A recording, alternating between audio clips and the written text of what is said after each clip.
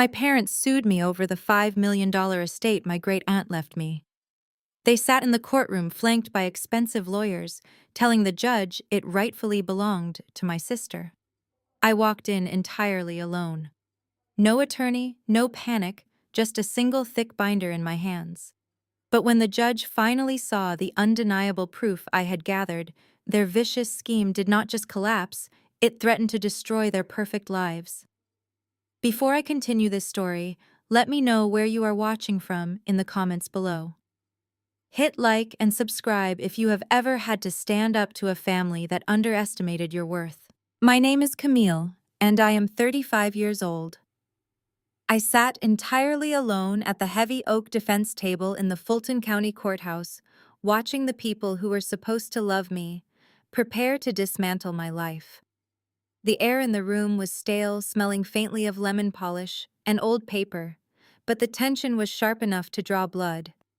I smoothed the lapels of my navy blue blazer and kept my breathing perfectly even. As a senior forensic accountant and a private wealth auditor, I spent my career untangling webs of corporate deception, tracking missing millions, and exposing financial fraud. Panic was simply not in my vocabulary. Across the center aisle, my family looked like they had been cast in a high-budget legal drama. My mother, Patricia, wore a flawless ivory designer knit suit, her hair styled into an immaculate bob. She was delicately dabbing the corners of her eyes with a silk handkerchief, playing the role of the heartbroken matriarch to absolute perfection. Beside her sat my father, Roland, in a custom-tailored charcoal suit, his jaw clenched in a tight mask of righteous indignation. They were long-standing pillars of the Atlanta high society scene, deeply obsessed with their public image and the prestige of our family name. Today, they were using every ounce of that polished charm to sway the courtroom. Next to them sat the real reason we were all here. My younger sister, Jada. At 32, Jada was still the undisputed golden child of the family. She wore a modest but painfully expensive black dress, her head bowed in fake sorrow. She leaned heavily against her husband, Trent, a 35-year-old white man who carried himself with the staggering entitlement of someone who had never been told no. Trent ran a so-called venture capital firm, a flashy title that I knew masked his utter financial incompetence. He sat with his arm draped protectively around Jada, openly smirking at me across the aisle. When our eyes met, he actually winked. He thought this was a game, a minor legal hurdle on his way to securing the massive cash infusion his failing lifestyle desperately needed. They had brought an entire legal team with them. 3 aggressively expensive corporate lawyers in sharp suits buzzed around their table, shuffling through perfectly organized legal pads and whispering strategy. They looked over at me with a mixture of professional pity and predatory amusement. To them, I was just an arrogant, unrepresented daughter, making a foolish mistake by declining counsel.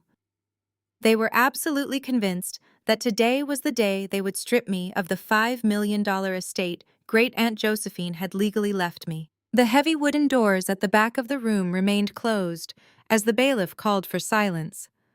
Honorable Judge Sterling took his seat at the bench.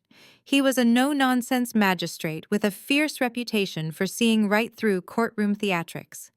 He adjusted his glasses, looked over the docket, and nodded toward the plaintiff's table. The lead attorney for my parents stood up, buttoning his suit jacket with a theatrical flair. He approached the podium and began to paint a picture of me that was so deeply twisted, I almost had to admire his dark creativity. In his booming, authoritative voice, he described me as a cold, calculating predator. He told the judge that I had preyed upon the failing mind of a vulnerable elderly woman. He claimed that Great-Aunt Josephine had been suffering from severe, undocumented dementia, and that I had systematically isolated her from the loving embrace of my parents and my sister. According to this lawyer, I had used my skills as a financial auditor to lock my family out of Josephine's historic Buckhead mansion, intercept her phone calls, and brainwash her into changing her will at the last possible minute. He gestured passionately toward Jada, describing her as the devoted niece who had practically grown up in that house, the niece who was promised that very home to raise her future children. He made it sound as though I had swooped in like a vulture to steal my sister's rightful inheritance out of pure jealousy. He claimed I was a bitter, lonely woman, trying to buy the love my family had freely given to Jada. My mother let out a soft, perfectly timed sob that echoed in the quiet courtroom. My father wrapped a comforting arm around her shoulders, glaring at me with disgusted disappointment. Trent continued to stare at me, his smirk widening as the lawyer drove the final nails into my character. They were putting on a masterclass in manipulation. It was the exact same toxic dynamic I had endured my entire life, just magnified and playing out under oath. They expected me to react the way I used to when I was a defenseless teenager. They wanted me to cry, to object out of turn, to look unhinged, angry, and desperate. They desperately wanted me to prove the lawyer right by losing my temper. I did not flinch. I did not break eye contact with the attorney as he spewed his rehearsed lies into the court record. I simply sat straight in my chair, resting my hands flat on the table. Right in front of me sat a single thick black binder. It was not filled with emotional pleas, desperate character references, or fabricated stories. It was filled with bank statements, tax returns, encrypted digital audit trails, and undeniable chronological proof of every dollar that had ever moved through Josephine's accounts. Great Aunt Josephine had been a shrewd, self-made commercial real estate investor. She never had a day of dementia in her long life. She was sharper at 85 than Trent was at 35, and she saw right through my parents' obsession with status. She knew exactly what she was doing when she left everything to me. Let them tell their stories, I thought to myself, feeling a cold, impenetrable calm settle over my mind. Let them build their fragile house of cards right here in front of the judge. Let my mother weep, let my father posture, and let Trent plan how he was going to spend money that would never belong to him. Because when it was my turn to speak, I was not going to argue with their emotions. I was going to let the numbers speak for me. And the numbers were about to send them into a downward spiral they could never escape. Exactly 2 months before that courtroom showdown, the war officially began on the 40th floor of a glass high-rise in downtown Atlanta. The law offices of Harrison and Associates smelled of rich mahogany, expensive leather, and the heavy, suffocating scent of my family's staggering entitlement. We were gathered for the reading of Great Aunt Josephine's will. Outside the floor-to-ceiling windows, the city skyline gleamed in the afternoon sun, but inside the private conference room, the atmosphere was suffocatingly tense. My parents, Jada and Trent, had arrived 30 minutes early. By the time I walked in, they had already claimed the premium seats around the massive conference table. They were acting less like grieving relatives and more like lottery winners waiting to collect their oversized check. Jada was aggressively scrolling through her phone, openly discussing which interior walls she planned to tear down in Josephine's historic Buckhead mansion. She loudly declared she wanted an open-concept living space to better film her lifestyle influencer content, completely ignoring the fact that Josephine had spent decades painstakingly preserving the classic architecture of that home. Beside her, Trent was pacing the length of the room, speaking loudly into his wireless earpiece. He was making grand promises to someone on the other end of the line about a massive incoming capital injection that would supposedly save his failing business. My mother, Patricia, sat with her hands perfectly folded over her designer handbag, offering tight, rehearsed sighs of mourning whenever the estate lawyer, Mr. Harrison, glanced in her direction.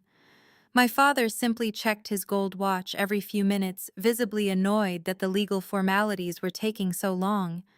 None of them had even bothered to ask how I was doing. They had not checked on me once in the weeks following Josephine's sudden passing. To them, I was just a mandatory spectator to their impending wealth. Mr. Harrison, an older gentleman with silver hair and a meticulously pressed suit, finally took his seat at the head of the table. He opened a thick leather binder, adjusted his reading glasses, and cleared his throat.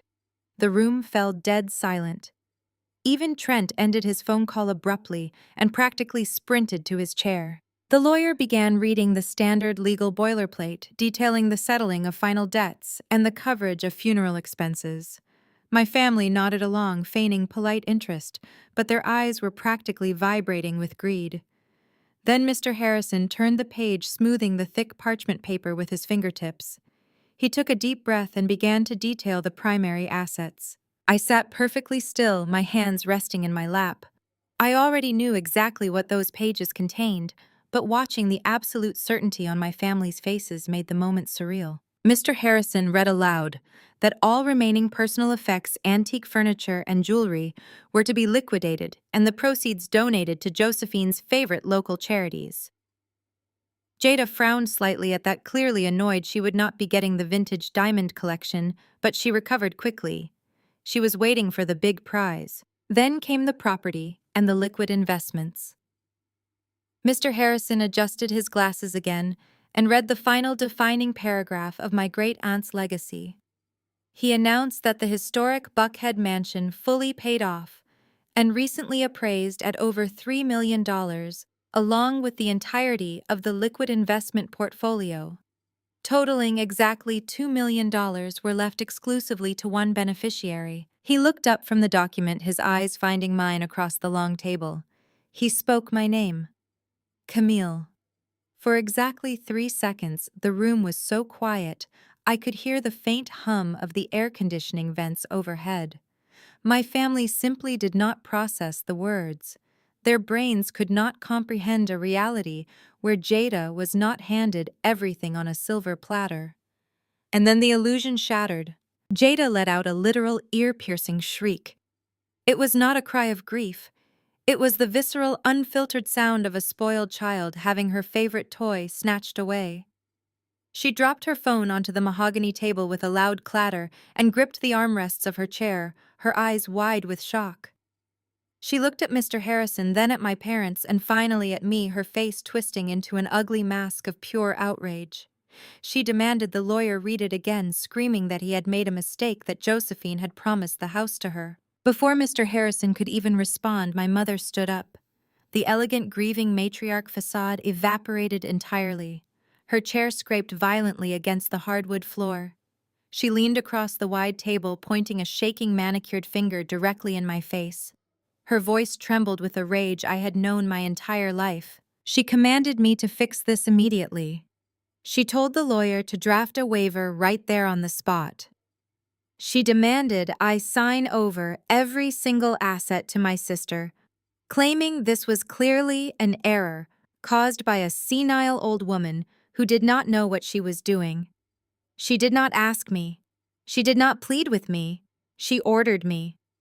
And then came the true motivation tumbling out of her mouth in her moment of blind panic. She told me that I had a stable job and a decent apartment, but Jada had a certain standard of living to maintain. Furthermore, she declared Trent's startup company needed emergency capital this week, and the family had been counting on liquidating Josephine's portfolio to keep his business afloat.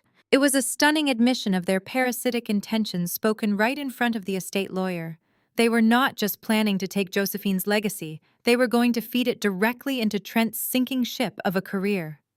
I looked at my mother's shaking finger. I looked at Jada, whose chest was heaving with indignation.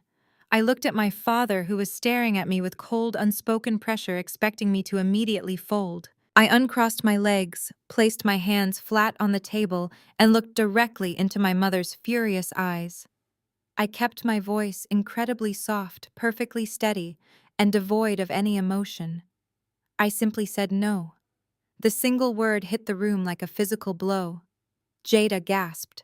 My mother's mouth dropped open in genuine shock. I had never spoken to them with such absolute, unyielding defiance. That was when Trent decided to intervene. He stood up slowly, pushing his chair back. He walked around the large conference table, his heavy footsteps echoing in the quiet room. He came to stand directly behind my chair. As a tall, broad-shouldered white man who was used to throwing his weight around, he intentionally invaded my personal space. He leaned down, placing both of his hands heavily on the back of my chair, trapping me in my seat. I could smell the sharp, expensive cologne he wore specifically to mask the scent of his own desperation. He lowered his head until his mouth was inches from my ear. He completely ignored the presence of the lawyer. He dropped the charming, affable son-in-law act he usually performed for my parents. His voice was a harsh, venomous whisper. He told me that I had exactly 24 hours to fix this clerical error. He said if I did not sign the waiver by this time tomorrow, he and my parents would make it their personal mission to destroy my life. He threatened to drag my name through the mud, to tie me up in litigation until I was bankrupt, and to ensure I never had a moment of peace again. He told me I was nothing but a greedy, jealous woman trying to steal from a real family. I did not shrink away from him. I did not break a sweat. I simply turned my head slightly, looking up at his red, furious face. I saw the pure terror hiding just behind his threatening glare. He was drowning in debt, and I was holding the only life preserver. I slowly stood up, forcing him to step back to avoid my shoulder hitting his jaw. I smoothed the lapels of my blazer, thanked Mr. Harrison for his time, and walked toward the heavy mahogany doors. My family watched in stunned, venomous silence. They had drawn the battle lines, but they had absolutely no idea they had just declared war on a professional auditor. And I was going to use their own toxic history to bury them. As I stepped out of the heavy mahogany doors of the law firm and walked down the quiet carpeted hallway, Trent's venomous whisper still buzzed in my ears. He had called me a greedy, jealous woman trying to steal from a real family. The sheer audacity of that statement was staggering, but it was far from surprising. It was the exact same script my parents had been reciting for over 3 decades. For my entire life, the rules of our household were divided by a massive, unbreachable wall. Whenever I established a basic personal boundary, I was immediately branded as selfish, difficult, and toxic.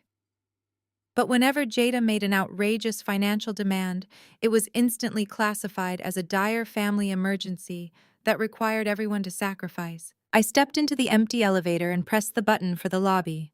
The smooth descent of the glass cab mirrored the way my mind was plunging into the past. Trent's threat had not sparked fear, but it had unlocked a vault of memories I usually kept sealed. My mind flashed back to a humid Tuesday afternoon exactly 5 years ago. I was sitting at a scratched laminate desk in my tiny starter apartment. My eyes were burning from staring at spreadsheets all day, but my heart was pounding with absolute triumph.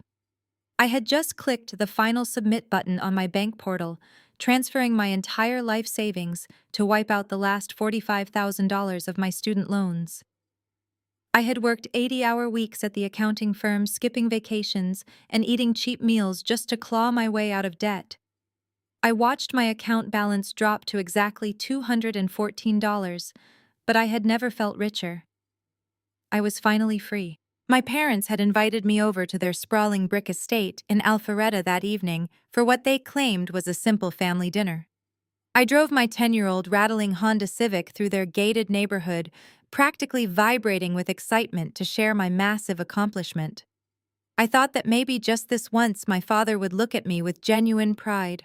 I thought my mother would finally acknowledge my hard work. Instead, I turned the corner onto their manicured street and was forced to slam on my brakes. Blocking the circular driveway was a brand new, pristine white Mercedes-Benz sedan. A massive, ridiculous red velvet bow was strapped to the hood, gleaming under the expensive landscape lighting. Jada was jumping up and down on the front lawn, screaming at the top of her lungs. Trent, who was only her fiancé at the time, was loudly popping a bottle of champagne, spraying it over the perfectly trimmed hedges. My father was beaming, holding a video camera, while my mother stood by the driver's side door, dangling a set of shiny keys like a prize model. I parked my beat-up car on the street and walked slowly up the driveway. The contrast was physically nauseating. Just 3 months prior to that day, my Honda's transmission had blown. I had swallowed my pride and asked my father for a $2,000 loan to fix it so I could get to work. Roland had sat me down in his leather armchair, given me a harsh lecture on financial responsibility, and told me that struggle builds character. He flatly refused forcing me to take on a high-interest credit card to cover the repair. Yet here he was, watching my mother hand Jada the keys to an $80,000 luxury vehicle. I walked up to Patricia as she wiped a tear of joy from her perfectly powdered cheek. I told her, my voice shaking slightly, that I had just paid off the last of my student loans. I wanted just a fraction of the celebration they were giving Jada. My mother barely even looked at me. She kept her eyes glued to Jada, who was busy taking selfies behind the steering wheel. Patricia waved her hand dismissively and told me that was nice, but I needed to keep my voice down so I did not ruin my sister's special moment. She explained that since Jada was getting married, she needed a reliable and safe vehicle that reflected the status of her new chapter. My master's degree, which funded my entire independent life, was treated as a selfish indulgence. Jada's vanity was treated as a vital necessity. That was not an isolated incident. It was the blueprint of our entire family dynamic. My parents operated under the absolute delusion that my stability was a natural resource they could mine to fund Jada's chaotic lifestyle. I remembered another afternoon just 2 years ago when the concept of an emergency was completely redefined by my mother. Jada had overdrawn her checking accounts again this time to fund a lavish 10-day couples trip to Tulum for her and Trent. They had maxed out their credit cards and were suddenly facing foreclosure on their upscale townhouse. Patricia called me in a panic, demanding I immediately transfer $5,000 to Jada's bank account because Trent's business was experiencing a temporary cash flow issue. I was in the middle of a massive forensic audit at work tracking corporate embezzlement. I told my mother absolutely not. I explained that my savings were for my own future, not to subsidize Jada's luxury vacations. The punishment for my refusal was swift and brutal. Patricia did not speak to me for 6 entire months. She formally uninvited me from the family Thanksgiving dinner. Worse, she weaponized my absence. She spent the entire holiday telling our extended family, the aunts, uncles, and cousins of our tight-knit church community, that I was financially abusing my sister. She painted a picture of me as a bitter, greedy woman who hoarded her wealth while watching her own flesh and blood face homelessness. My father supported the narrative, telling everyone that my professional success had turned me cold and heartless. They bailed Jada out themselves, of course, but they made sure I paid the social price for keeping my wallet closed. The elevator chimed, bringing me sharply back to the present moment. The polished stainless steel doors slid open to the bustling lobby of the high-rise building. I stepped out into the chaotic noise of downtown Atlanta, the afternoon sun glaring through the glass revolving doors. I took a deep breath of the warm city air, feeling my pulse settle into a slow, rhythmic beat. My family thought they had me cornered back up in that mahogany conference room. They thought Trent's physical intimidation and my mother's screaming demands would trigger the old guilt that used to control me. They were operating on a decade-old playbook, relying on the obedient scapegoat they had trained me to be. They confused my silence during that meeting with weakness, assuming I would simply go home, cry, and sign over Great-Aunt Josephine's estate just to buy their conditional love. But they were gravely mistaken. Every time they chose Jada over me, every time they dismissed my hard work, and every time they demanded I sacrifice my peace for their image, they were systematically burning the bridge of my loyalty. There was nothing left for them to manipulate. Walking toward my car, I did not feel an ounce of fear regarding their 24-hour deadline. They had absolutely no idea the kind of arsenal I possessed, and they were completely oblivious to the fact that their worst nightmare was a woman who knew exactly how to follow the money. I reached my car, unlocked the door, and slid into the driver's seat. As I gripped the leather steering wheel, a sharp laugh escaped my lips.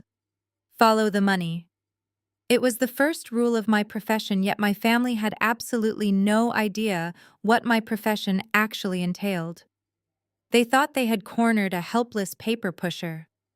To understand the sheer magnitude of their miscalculation, you have to look back exactly 1 year prior to that disastrous reading of the will. We were seated in a private dining room at Chop's Lobster Bar, one of the most exclusive and overpriced steakhouses in the Buckhead district.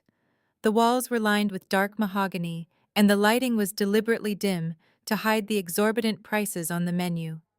We were supposedly there to celebrate a massive new funding round for Trent's venture capital firm. He was holding court at the head of the table, playing the role of the benevolent tycoon.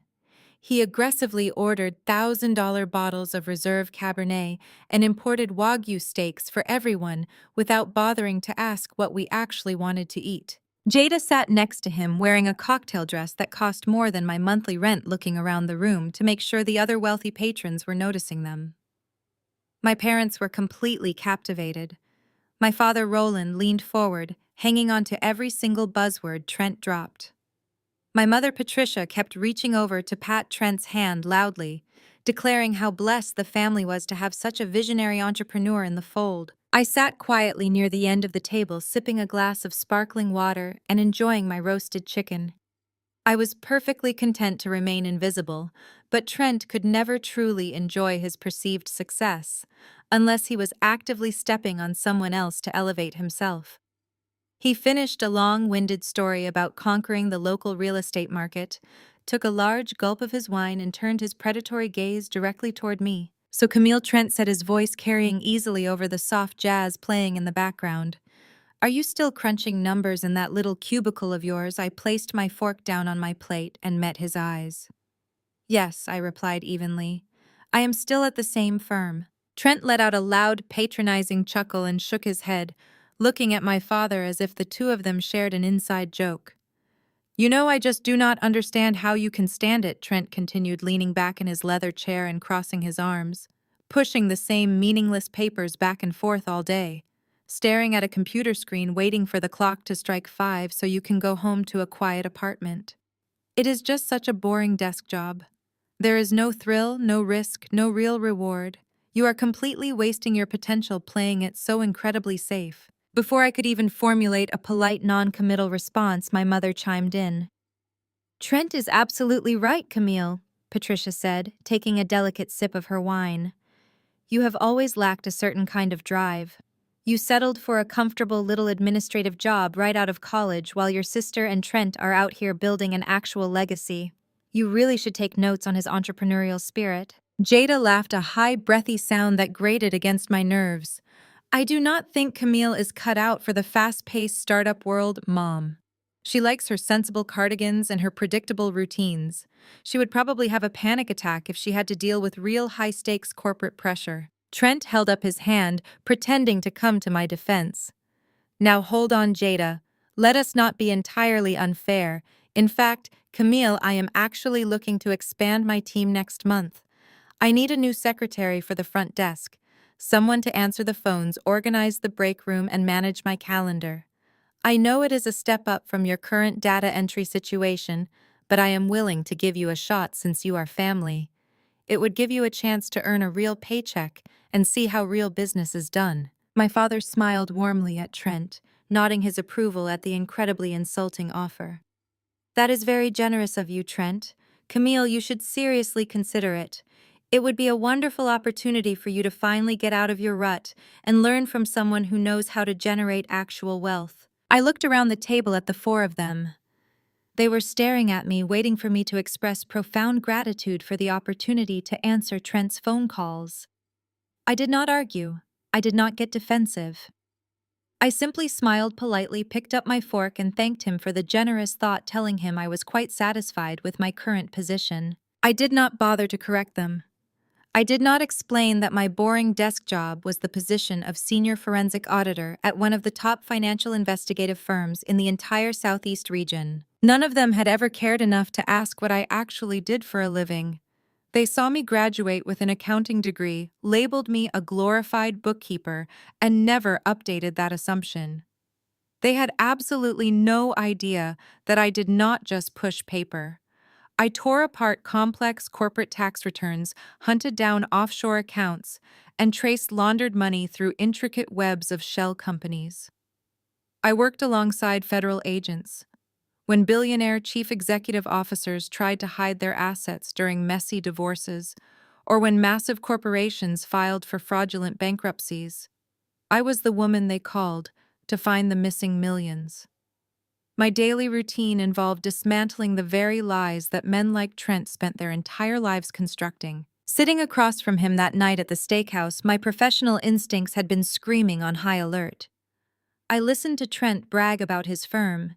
He used all the right Silicon Valley buzzwords, talking loudly about disruptive technology, scalable synergy, and aggressive market capture. But to a trained ear, his speech was completely hollow. There were absolutely no specifics. He never mentioned an actual product, a tangible service, or a verified revenue stream. I recognized the desperate overcompensation of a man running a massive scheme fueled entirely by his own ego. I noticed the way his tailored suit fit a little too snugly, suggesting it was bought years ago before his stress eating began. I saw the subtle nervous sweat bead on his forehead when the waiter finally brought the exorbitant check to the table. He paid with a black credit card that I could instantly tell was perilously close to its limit, not with the effortless cash of a truly wealthy man. He was drowning, and he was using my family's dinner as a stage to pretend he was walking on water. If my parents or my sister had ever bothered to ask me one genuine question about my life, they would have known they were playing with fire. They would have known that threatening a senior forensic accountant with a complex financial lawsuit is the equivalent of threatening a shark by throwing it into the ocean. But their arrogance was their ultimate blind spot. They were so deeply committed to viewing me as the weak, unaccomplished scapegoat that they never realized they had just picked a fight with an apex predator. I started the engine of my car and pulled out of the parking garage of the law firm. I merged onto the busy Atlanta highway, leaving Trent's 24-hour deadline in the rearview mirror.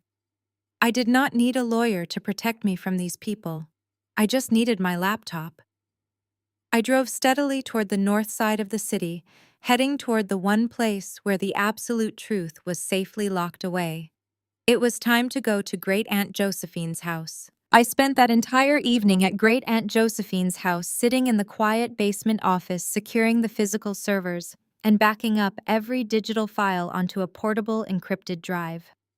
I knew my family well enough to anticipate their immediate escalation. By the time I walked into the sleek glass and marble lobby of my financial investigative firm the following morning, Trent's 24-hour deadline was rapidly approaching. I was fully prepared for a battle, but even I underestimated the sheer ruthlessness of their opening move. I scanned my security badge at the front turnstile and nodded to the security guard. Before the heavy glass gates could slide open, a man in a rumpled gray suit stepped out from the visitor seating area. He blocked my path, holding a massive, thick stack of legal documents bound by a heavy blue legal clip. He asked if I was Camille. When I calmly confirmed my identity, he shoved the heavy stack of papers into my hands, stated that I had been officially served, and quickly walked out through the revolving glass doors. I did not cause a scene. I stood perfectly still in the bustling lobby, the morning rush of corporate executives moving around me, and looked down at the front page of the subpoena. The header bore the official seal of the Fulton County Superior Court. The plaintiffs were listed as Roland and Patricia, acting on behalf of the estate of Jada and Trent. I was listed as the sole defendant. I flipped past the cover sheet, my eyes scanning the heavily worded legal complaints. They were not just contesting the will, they were actively attempting to destroy my life, my reputation, and my entire professional career. They were officially suing me for undue influence and elder abuse. A cold, sharp wave of realization washed over me. For a civilian, elder abuse is a terrible moral accusation, but for a licensed senior forensic accountant, it is a career-ending death sentence. If those charges were even temporarily validated, I could lose my auditing license, face federal investigation, and be permanently barred from the financial sector. My parents knew exactly what I did for a living, even if they pretended it was just a boring desk job. They knew the catastrophic weight of those specific legal terms.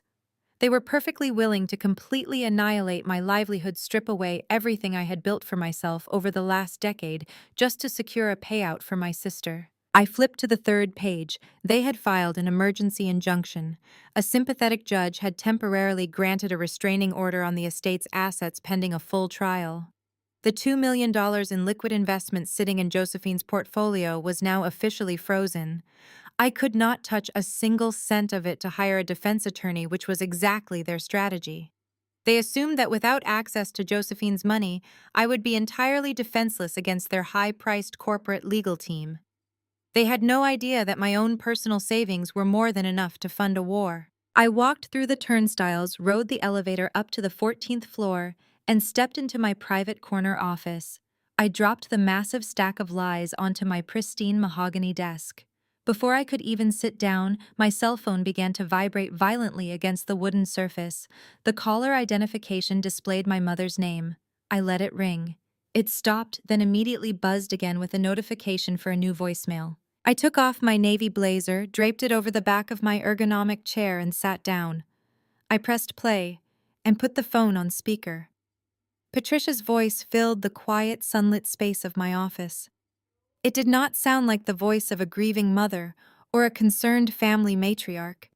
It was dripping with absolute venom, frantic desperation, and a breathtaking level of entitlement. Camille. My mother began, her voice shaking with barely contained rage.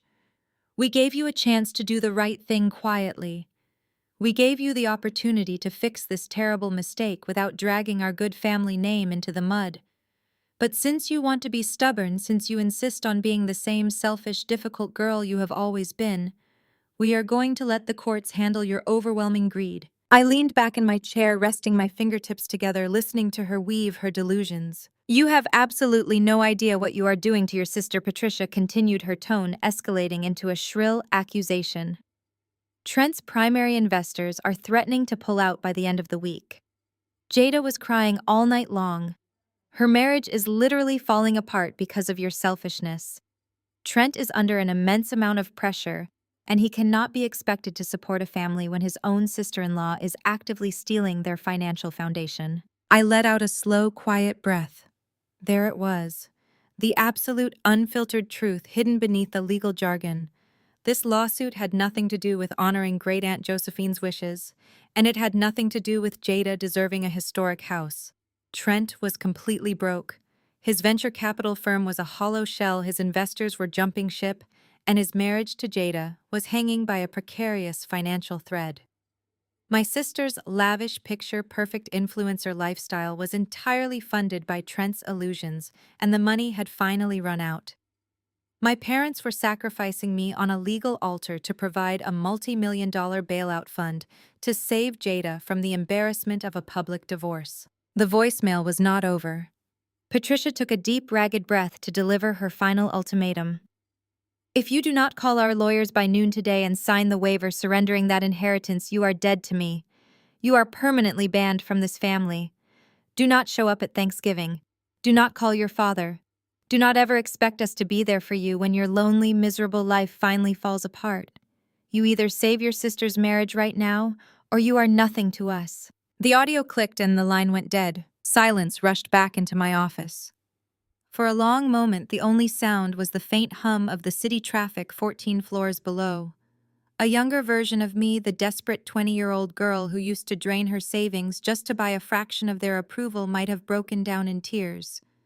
That girl might have picked up the phone, called their lawyers, and signed away $5 million just to stop the unbearable weight of her mother's rejection. But that girl was gone. She had been slowly starved to death by decades of their conditional love and blatant hypocrisy. I looked down at the subpoena sitting on my desk, the bold black letters screaming their fabricated charges of elder abuse. My mother thought her voicemail was a devastating emotional blow. She thought the threat of being banned from the family would bring me to my knees. She completely failed to realize that she was not threatening me with an exile. She was finally handing me my freedom. I picked up my phone and deleted the voicemail. I did not shed a single tear, and I certainly did not call their lawyers. Instead, I opened my laptop and logged into my firm's secure database. If they wanted to play a high-stakes game of financial ruin, I was going to give them exactly what they asked for. I drafted an email to my senior partners requesting an immediate, indefinite leave of absence to handle a complex personal legal matter. I packed my laptop into my leather briefcase. They had frozen the liquid assets, but they could not freeze the truth. It was time to return to the Buckhead mansion. I needed to prepare the physical evidence, and I knew exactly where Trent and Jada would strike next, now that they thought I was legally paralyzed. The drive from the bustling financial district of downtown Atlanta to the quiet, affluent neighborhood of Buckhead always felt like crossing into a different world. I navigated my car away from the towering glass skyscrapers and turned onto the winding, tree-lined streets, shaded by ancient weeping oaks. The manicured lawns and sprawling estates of this zip code were designed to project old money and untouchable peace. I pulled up to the heavy wrought iron gates of Great Aunt Josephine's property, pressed the remote on my sun visor, and watched the gates swing open. I parked in the wide circular driveway and stepped out into the warm afternoon air. The historic brick mansion stood before me, completely silent and perfectly maintained. It was a massive, imposing structure with tall windows and a slate roof, representing decades of unrelenting hard work. Josephine had not inherited this wealth. As a fiercely intelligent African-American woman navigating the brutal male-dominated commercial real estate market of the 1970s, she had built her empire from the ground up. She had fought tooth and nail for every square foot of property she owned, and she despised anyone who expected a free ride. I unlocked the heavy oak front door and stepped into the grand foyer. The house smelled faintly of cedar, expensive lemon oil, and the faint, lingering scent of Josephine's favorite gardenia perfume. I walked slowly past the formal living room, my heels clicking softly against the pristine hardwood floors. Sunlight streamed through the floor-to-ceiling windows, illuminating the antique furniture and the carefully curated collections of African art she had acquired during her travels. This house was my sanctuary. While my parents' home had always been a battleground of expectations and superficial judgments, Josephine's house was the only place I was ever truly seen. I paused in the hallway to look at a framed photograph resting on a mahogany console table. It was a picture of Josephine and me from my college graduation. While my parents had spent that day complaining about the heat and rushing to take photos with Jada, Josephine had stood by my side, gripping my shoulder with her strong, weathered hand. She was the only person in my family who possessed the sharp analytical mind required to see right through my parents' country club facade. She knew that Roland and Patricia were completely obsessed with maintaining an image of generational wealth they did not actually possess. She also recognized immediately that Jada was being raised to be a beautiful, helpless liability. Josephine never pitied me for being the family scapegoat. Instead, she respected me for surviving it. She saw my quiet observation, my obsession with numbers, and my refusal to participate in their daily dramas, and she recognized a kindred spirit. I left the photograph on the table and made my way toward the back of the house, opening a discreet door tucked beneath the grand staircase. I flipped a switch, illuminating a set of reinforced wooden stairs leading down to the lower level. This was not a typical dark, dusty basement. Josephine had spent a fortune retrofitting the space into a climate-controlled, heavily secured private office suite. I walked down the stairs and entered the massive workspace. The walls were soundproofed, the lighting was crisp and bright, and a large custom glass desk dominated the center of the room. This was the true nerve center of Josephine's empire. I sat down in the ergonomic leather chair and pulled my laptop from my briefcase. I connected a heavy braided cable from my computer into a hidden port set flush against the glass desk. I did not need to hire an expensive defense attorney because I was already holding all the cards. My family had absolutely no idea what they had just triggered by filing that lawsuit. They believed I was just a lucky beneficiary who had swooped in to manipulate a sick, confused old woman at the end of her life. They genuinely thought I was a naive, boring desk worker who had somehow managed to get her name on a legal document. They did not know that for the past 2 years I had been the sole architect of Great-Aunt Josephine's private wealth management. 2 years ago, Josephine had quietly asked me to come over for dinner. After dessert, she had handed me a stack of highly confusing bank statements mentioning a minor discrepancy she could not quite figure out. What started as a simple favor quickly unraveled into a massive, highly confidential financial restructuring. Josephine had realized that her health was beginning to decline, not her mind, but her physical mobility. She needed someone she could trust implicitly to protect her liquid assets from the very people who were now suing me. I opened my laptop screen and typed in a complex sequence of passwords. A secondary prompt appeared, and I pressed my thumb against the biometric scanner. Deep inside a reinforced server rack tucked behind a false wall in the basement, the heavily encrypted financial servers I had personally built for Josephine hummed to life. The monitors on the desk glowed brightly, displaying real-time dashboards, complex routing algorithms, and thousands of lines of organized financial data. I had not just organized her taxes, I had built an impenetrable digital fortress around her money. When Trent had started his fake venture capital firm, he had repeatedly come to Josephine with flashy pitch decks begging for massive seed investments. He had tried to dazzle her with tech jargon promising outrageous returns. Josephine had simply smiled, taken his brochures, and handed them directly to me. Behind the scenes, I had run full forensic audits on his proposed business models, quickly proving to Josephine that his company was nothing more than a localized Ponzi scheme designed to fund his and Jada's luxury vacations. When my parents had tried to convince Josephine to grant them power of attorney under the guise of helping her manage her properties, I was the one who drafted the irrevocable trust documents that legally blocked them from touching her real estate. My family thought they had delivered a devastating tactical strike this morning. They thought that by convincing a judge to grant an emergency injunction, they had effectively paralyzed me. They assumed that freezing the $2 million in probate assets meant I had no resources to fight back. They thought they had locked me out of the castle. I looked at the glowing screens, a cold smile spreading across my face. They had frozen the surface level checking accounts, but they had absolutely no idea that every single historical transaction, every bank wire, every deleted text message regarding their financial extortion attempts, and every recorded conversation Josephine had documented was securely housed right in front of me.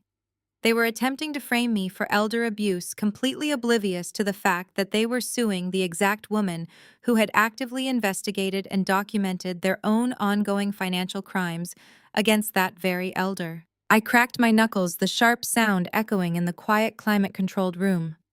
I opened a master ledger file labeled with Trent's name and began running a cross-referencing script against public bankruptcy filings. My mother had warned me that I was dead to the family unless I surrendered the inheritance. I was about to show her what it looked like when a forensic accountant decided to legally and financially bury a family of parasites. I spent the next 2 hours pulling specific, undeniable proof of Trent's insolvency and my parents' desperate cash grabs. I organized the data into clean, undeniable spreadsheets. The story the numbers told was beautiful in its absolute brutality. I was just finishing a data export when I heard the distinct, heavy rumble of a large diesel engine echoing down through the floorboards from the driveway above. I paused, listening carefully as the air brakes of a large commercial truck hissed loudly outside the mansion. I glanced at the security camera feed displayed on my secondary monitor. A massive moving truck had just backed into Josephine's pristine circular driveway, crushing a row of perfectly manicured hydrangeas. The passenger door swung open, and Trent hopped out holding a clipboard and looking incredibly smug. They really thought they had won. They thought the frozen assets meant the house was theirs for the taking. I calmly saved my files, locked the encrypted servers, and closed my laptop. It was time to go upstairs and welcome my brother-in-law to the property. I walked up the wooden stairs from the climate-controlled basement, my footsteps completely silent against the thick carpet. As I reached the main floor, the heavy, chaotic sounds from outside grew louder. The deep rumble of the diesel engine vibrated through the floorboards, followed by the metallic clatter of the truck's loading ramp hitting the paved driveway. Through the sheer curtains of the formal dining room, I could see the massive white moving truck blocking the entire circular drive. Two burly men in matching gray uniforms were already unstrapping a ridiculous oversized white velvet sectional sofa. It was exactly the kind of impractical, trendy furniture Jada bought to make her life look expensive on the internet. I moved quietly into the grand foyer. Through the sidelight windows framing the front door, I watched Trent march up the brick steps. He was holding a clipboard, wearing a tight polo shirt and expensive sunglasses, acting like he was overseeing a multi-million-dollar construction site.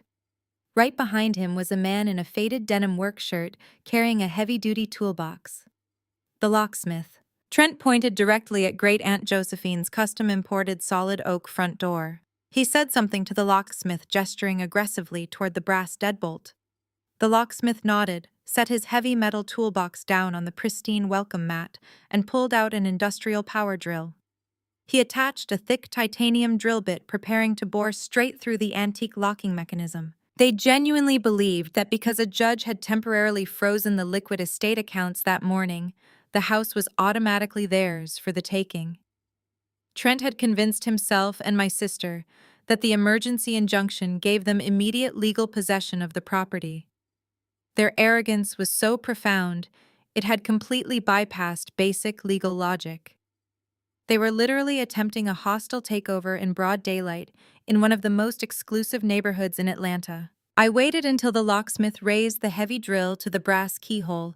Just as his finger tightened on the trigger, I reached out, unlocked the deadbolt from the inside, and pulled the heavy oak door wide open. The locksmith jumped back in sheer shock, nearly dropping his power tool on his foot. Trent froze. The smug, authoritative expression on his face shattered instantly, replaced by a look of absolute bewilderment. He lowered his clipboard, his mouth hanging open as he stared at me, standing in the foyer of the house he thought he had successfully stolen. "What are you doing inside my house?" Trent demanded, his voice cracking slightly before he forced it into a loud artificial boom. He stepped forward, trying to use his height to intimidate me, placing his foot aggressively on the marble threshold of the doorway. I looked down at his designer loafer resting on my floor, then back up to his flushed face. "I am standing inside my own home, Trent. The real question is why you have a moving truck parked on my hydrangeas and a man attempting to destroy my front door." Before Trent could respond, the passenger door of a white Range Rover parked behind the moving truck swung open. Jada stepped out wearing an oversized designer sun hat and a silk matching set that looked entirely out of place for moving day. She carried an iced coffee in one hand and held her cell phone in the other, already recording a video for her social media followers. She stopped dead in her tracks when she saw me standing in the doorway. "Trent, what is she doing here?" Jada whined loudly, stomping her stiletto heel onto the paved driveway. "I thought you said your lawyer took care of her. You told me the judge kicked her out." Trent's face turned a deep, angry shade of crimson. He hated looking foolish in front of Jada, and he especially hated looking powerless in front of me. He puffed out his chest and pointed a thick finger at my face. "Listen to me very carefully, Camille," Trent sneered, taking another step closer. "We got the emergency injunction this morning. Your little joyride is over. The estate is officially frozen. That means you are legally prohibited from touching any of Josephine's assets, including this property. You have absolutely no right to be on these premises. Now step aside and let the locksmith do his job, or things are going to get very ugly for you." He was throwing around legal buzzwords he clearly did not understand. A freeze on probate assets during a contested will simply means the bank accounts cannot be drained. It does not automatically evict the current legal resident, and it certainly does not grant a disgruntled family member the right to break and enter. But Trent operated purely on entitlement and intimidation. He assumed I was just a frightened accountant who would cower at the mention of a judge's order. I completely ignored him. I turned my attention to the locksmith, who was standing awkwardly to the side, looking incredibly uncomfortable with the escalating family drama. "Sir," I said, keeping my voice perfectly calm and authoritative, "I am the legal owner and current occupant of this property. If you drill a single hole into that door, or if you alter those locks in any way, I will personally file civil charges against you for destruction of private property, and I will name your employer in the lawsuit. Pack up your tools and leave my porch." The locksmith did not hesitate for a single second. He took one look at my unwavering expression, looked over at Trent's red, frantic face, and immediately made his decision. He threw the power drill back into his metal toolbox, snapped it shut, and jogged down the brick steps toward his work van without saying a single word. "Hey, get back here," Trent shouted, turning around. "I am paying you double to open that door." The locksmith ignored him, started his van and sped out of the driveway. Trent spun back around to face me, his hands balled into tight fists at his sides. The illusion of his control was rapidly evaporating, and it made him desperate. Jada marched up the walkway, stopping right behind her husband. She glared at me from under the brim of her massive hat. "You are so pathetic, Camille. You know this house belongs to me. Aunt Josephine always said she wanted to see my children run down these halls. You are just squatting here because you are jealous of my life and you want to ruin my happiness." I looked at my sister, taking in her immaculate makeup and her expensive clothes, all bought on credit cards that were currently defaulting. "Josephine never said that, Jada. Josephine explicitly told me she would rather burn this house to the ground than let you turn it into a backdrop for your internet videos." Jada gasped, clutching her chest as if I had physically struck her. Trent stepped fully into my personal space, his face inches from mine. The smell of his heavy cologne was suffocating. "You listen to me, you arrogant little desk clerk!" Trent growled, his voice vibrating with rage. "I am not playing games with you anymore. I am the head of this family now, and I am telling you to get your things and get out. You are trespassing on my wife's future property." I did not step back. I did not blink. I simply tilted my head and looked at him with absolute pity. "You are not the head of anything, Trent. You are a broke man standing in a driveway you do not own, directing a moving truck you cannot afford, trying to steal a house that will never belong to you." Trent's eyes widened in pure, unfiltered fury. He whipped his cell phone out of his pocket and jabbed his finger against the screen. "Fine," he spat out, his voice echoing across the quiet, manicured lawns of the wealthy neighborhood. "If you want to do this the hard way, we will do it the hard way. I am calling the police right now. We will see how smug you are when they drag you out of here in handcuffs for trespassing." He pressed the phone to his ear, glaring at me with a triumphant smirk, fully believing that the authorities were about to deliver the victory he could not secure himself. He had no idea he was about to initiate the most humiliating moment of his entire life. Trent held the phone to his ear, his eyes locked on mine with a mixture of rage and manufactured panic. "Yes, hello. Dispatch. I need officers at my property immediately." He recited Great Aunt Josephine's address with practiced ease, as if he had already updated his driving license to reflect a house he did not own. He paced back and forth across the brick walkway, dramatically raising his free hand to run it through his hair. "I have a hostile trespasser who has broken into the estate. She is refusing to leave the premises, she is acting erratically, and I fear for the physical safety of my wife. Please send a squad car right away." He ended the call and shoved the phone back into his pocket, puffing his chest out. He took another aggressive step toward me, crossing his arms over his tight polo shirt. He wanted me to cower. He wanted me to turn around, walk back to my car, and flee the scene before the authorities arrived. He was relying entirely on the assumption that as a black woman in a highly affluent, predominantly white neighborhood, the mere threat of police involvement would terrify me into submission. He thought I would abandon my own sanctuary just to avoid a confrontation with law enforcement. He was wrong. I did not move a single inch. I crossed my arms and leaned casually against the heavy oak frame of the open front door. Jada walked slowly up the driveway, carefully stepping around the deep tire tracks the heavy moving truck had just carved into Josephine's pristine front lawn. She stopped next to Trent, resting her hand lightly on his arm to present a united front. She looked me up and down, her eyes lingering on my simple navy blazer and flat shoes, a stark contrast to her expensive silk matching set and oversized designer sun hat. "You really should have just stayed at your firm today, Camille," Jada sighed, using the sickeningly sweet, condescending tone my mother always used when she was pretending to be reasonable. "You are making this so much harder than it needs to be.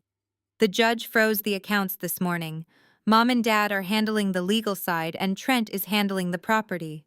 You have lost. Why do you insist on embarrassing yourself like this?" I looked at my sister. She was genuinely convinced of her own delusions. "Jada," I said, keeping my voice low and steady, "you do not have a court order granting you possession of this house. You do not have a deed. You have a moving truck you cannot pay for and a velvet sofa sitting on my lawn. You need to tell those men to pack it up and leave." Jada rolled her eyes and let out a harsh, mocking laugh. "Your lawn! Are you actually delusional?" Aunt Josephine would never leave a $3 million estate to a single boring woman who spends her weekends doing crosswords in a tiny one-bedroom apartment. You do not even have a life, Camille. What are you going to do with a 6-bedroom house? You cannot afford the property taxes, you cannot afford the landscaping, and you certainly cannot afford the upkeep. She gestured grandly toward the massive brick facade of the mansion behind me. "This house belongs to me. It is meant for a real family. Trent and I are going to raise our future children here. We are going to host galas in that dining room. We are going to bring life back into this place. You are just squatting here because you have always been violently jealous of everything I have. You are trying to steal my future because you do not have one of your own." The sheer psychological projection was staggering. Jada was standing on the precipice of total financial ruin. Her husband's business was a massive fraud, and she was actively defaulting on her credit cards, yet she was lecturing me about my ability to afford property taxes. Trent sneered, stepping slightly in front of Jada to play the protective husband. Do not waste your breath explaining reality to her, babe. She is just bitter. She has always been the black sheep of the family, and now she is throwing a tantrum because her little scheme to manipulate an old woman got exposed. The police are going to be here any minute. They will drag her off the property and we can finally get our furniture inside. Down in the driveway, the two burly movers were standing awkwardly near the back of their truck. They had lowered the heavy white velvet sectional sofa halfway down the metal ramp and were currently holding it suspended in the air. The taller mover wiped sweat from his forehead and called out to Trent. Hey, buddy, we charge by the hour. Do you want us to bring this couch inside or what? Leave it right there on the lawn for now, Trent shouted back, waving his hand dismissively. We have to clear out a squatter first. The police are on their way. The movers exchanged a tired look, gently lowered the expensive white sofa directly onto the grass, and walked back to the cab of their truck to wait. The commotion was no longer a private family dispute. In a neighborhood as quiet and exclusive as this part of Buckhead, noise was a highly noticeable offense. I saw the heavy velvet curtains part in the window of the mansion across the street. Mrs. Gable, a retired socialite who had known Great-Aunt Josephine for 30 years, was standing in her living room, watching the entire spectacle unfold. For my entire life, my parents had drilled into me the absolute importance of maintaining a flawless public image. We were taught to never raise our voices, to never air dirty laundry, and to always present a picture of perfect, successful Black excellence to the outside world. Yet here were their chosen golden children, screaming on a front lawn and treating a multi-million-dollar estate like a cheap reality television set. Trent noticed the neighbors watching and puffed his chest out even further. He wanted an audience. He wanted everyone to see him asserting his dominance, playing the role of the wealthy homeowner dealing with a nuisance. He turned back to me, his face red and slick with sweat in the afternoon heat. This is your last chance to walk away with whatever dignity you have left, Camille, he warned, his voice booming across the lawn. When those officers get here, I am pressing full charges. I will have you arrested for trespassing, breaking and entering, and harassment. I will make sure your precious accounting firm sees your mugshot on the evening news. I smiled. It was a small, cold, terrifyingly calm smile. That is a wonderful plan, Trent, I replied smoothly. I highly encourage you to tell the officers exactly that. I want you to be as loud and clear as possible when you make your official statement. Trent frowned, clearly unsettled by my complete lack of fear. Jada shifted uncomfortably on her stilettos, clutching her designer iced coffee. They were so accustomed to my parents catering to their every demand that they simply could not process a situation where their intimidation tactics failed. A moment later, the distant wail of police sirens pierced the quiet afternoon air. The sound grew louder, bouncing off the brick walls of the massive houses, until two blue and white Atlanta Police Department cruisers turned the corner and sped down the street. They pulled up sharply in front of the mansion, their tires screeching slightly as they parked directly behind the massive moving truck. The flashing blue and red lights reflected off the glass windows of the grand foyer. 3 officers stepped out of the vehicles, their hands resting cautiously on their duty belts as they assessed the chaotic scene. They saw the moving truck, the velvet sofa sitting on the grass, Trent standing aggressively on the walkway, Jada glaring from behind him, and me standing perfectly still in the open doorway. Trent did not waste a single second. He immediately rushed down the brick pathway toward the officers, waving his arms and pointing frantically back at me. He was fully prepared to weave his narrative, absolutely certain that his tailored clothes and his confident tone would automatically secure the officers on his side. He was about to confidently demand my arrest, completely unaware that he was walking directly into a trap that I had set months before Great-Aunt Josephine even passed away. Trent practically sprinted down the brick walkway to meet the 3 officers, waving his copy of the emergency injunction like a winning lottery ticket. He immediately launched into his rehearsed performance, pitching his voice to the perfect frequency of a concerned law-abiding citizen dealing with an unhinged relative. He pointed a trembling finger back at me, telling the officers that I was a disgruntled family member who was violently refusing to accept the terms of a legal probate freeze. He claimed I had broken into the property, locked the rightful heirs out, and was actively violating a direct order from a Fulton County judge. The lead officer, a tall, stern-looking man with graying hair at his temples, listened patiently. He took the crumpled injunction from Trent, scanned the first page, and nodded. He signaled for the other two officers to hang back near the cruiser while he approached the front porch. Trent followed closely behind him, a smug, victorious grin plastered across his sweaty face. He looked at me as if I were already wearing handcuffs. "Ma'am," the lead officer said, stopping at the base of the brick steps and resting his hand casually on his duty belt. "I am going to need you to step out of the doorway. We have a report of a domestic disturbance and trespassing. This gentleman claims you are violating a court-ordered freeze on this estate. I need to see your identification, and then I need you to gather your things and vacate the premises." I did not raise my voice. I did not act defensive, and I certainly did not step out of the doorway. I smiled politely, reached into the pocket of my navy blazer, and handed him my Georgia driver license. "Officer, my name is Camille," I said, my voice perfectly calm and steady. "I completely understand why you were called here, but this gentleman is intentionally misleading you about the nature of that court order. The injunction he handed you applies strictly to the liquid assets currently tied up in probate court. It has absolutely zero jurisdiction over this physical address." Trent let out a loud theatrical scoff.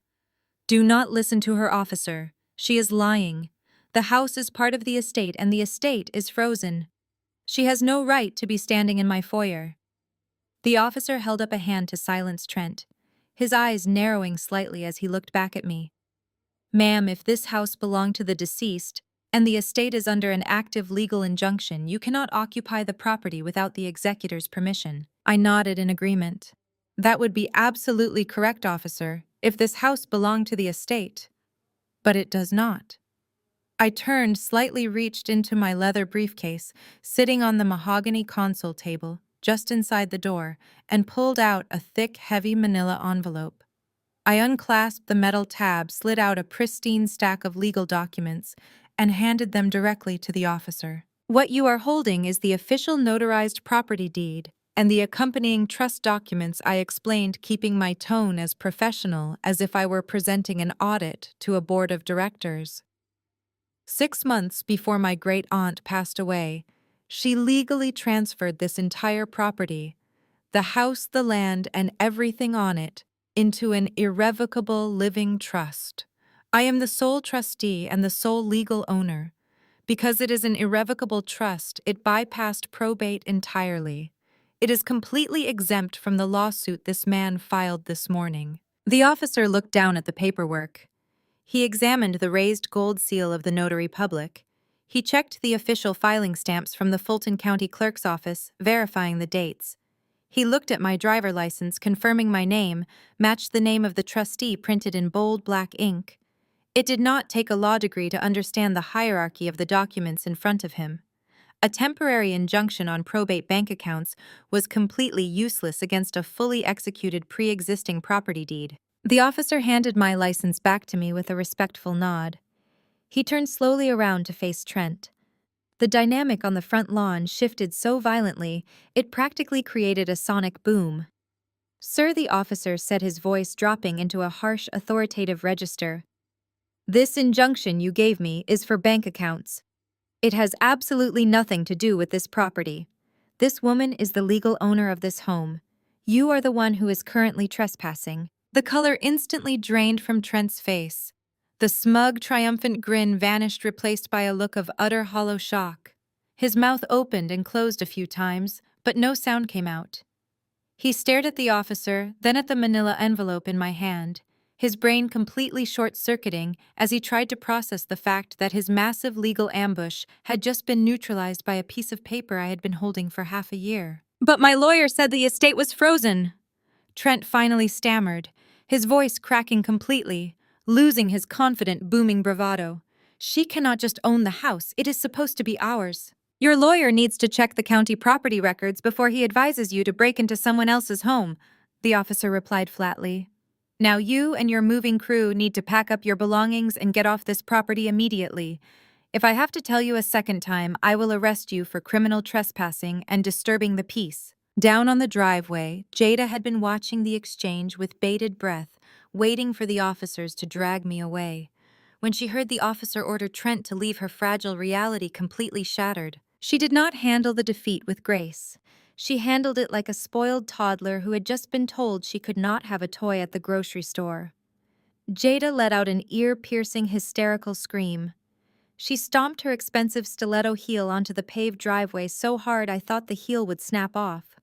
She threw her plastic iced coffee cup directly onto the pristine green grass, splashing brown liquid and ice cubes everywhere. "You cannot do this to me," Jada shrieked, her voice echoing wildly through the quiet, affluent neighborhood. "That is my house. She stole it from me. She is just a bitter, ugly, jealous loser. You are supposed to arrest her, not us. Do your jobs." The other two officers immediately stepped forward, their hands resting firmly on their belts. "Ma'am, you need to calm down right now," one of them warned, his voice sharp and commanding. "If you do not lower your voice and step back toward your vehicle, you will be cited for disorderly conduct." Jada burst into loud, ugly tears, her immaculate makeup running down her face. She looked around wildly, realizing that the wealthy neighbors were standing on their porches and peering through their windows, witnessing her complete, humiliating meltdown. She had spent years carefully cultivating a picture-perfect high society image for her social media followers, and now she was screaming on a lawn like a lunatic, while the police threatened her with arrest. Trent was completely paralyzed by the sheer magnitude of his public humiliation. He had wanted an audience to watch him assert his dominance over me. Instead, he had provided an audience for his own spectacular failure. The two movers standing by the truck did not need any further instructions.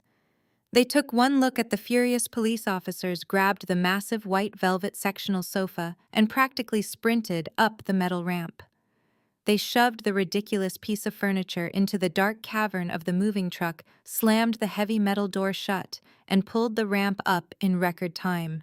They jumped into the cab of the truck, started the loud diesel engine, and began aggressively backing out of the driveway, completely abandoning Trent and Jada. Trent finally snapped out of his shock. He grabbed Jada by the arm, his face burning with a mixture of rage and deep, suffocating embarrassment. He practically dragged her toward their white Range Rover as she continued to sob and point aggressively at me. They scrambled into the luxury SUV, slamming the doors so hard the windows rattled. Trent threw the car into reverse tires, squealing against the pavement as he desperately fled the scene of his own arrogance. I stood quietly in the doorway, holding the manila envelope, and watched their taillights disappear down the tree-lined street.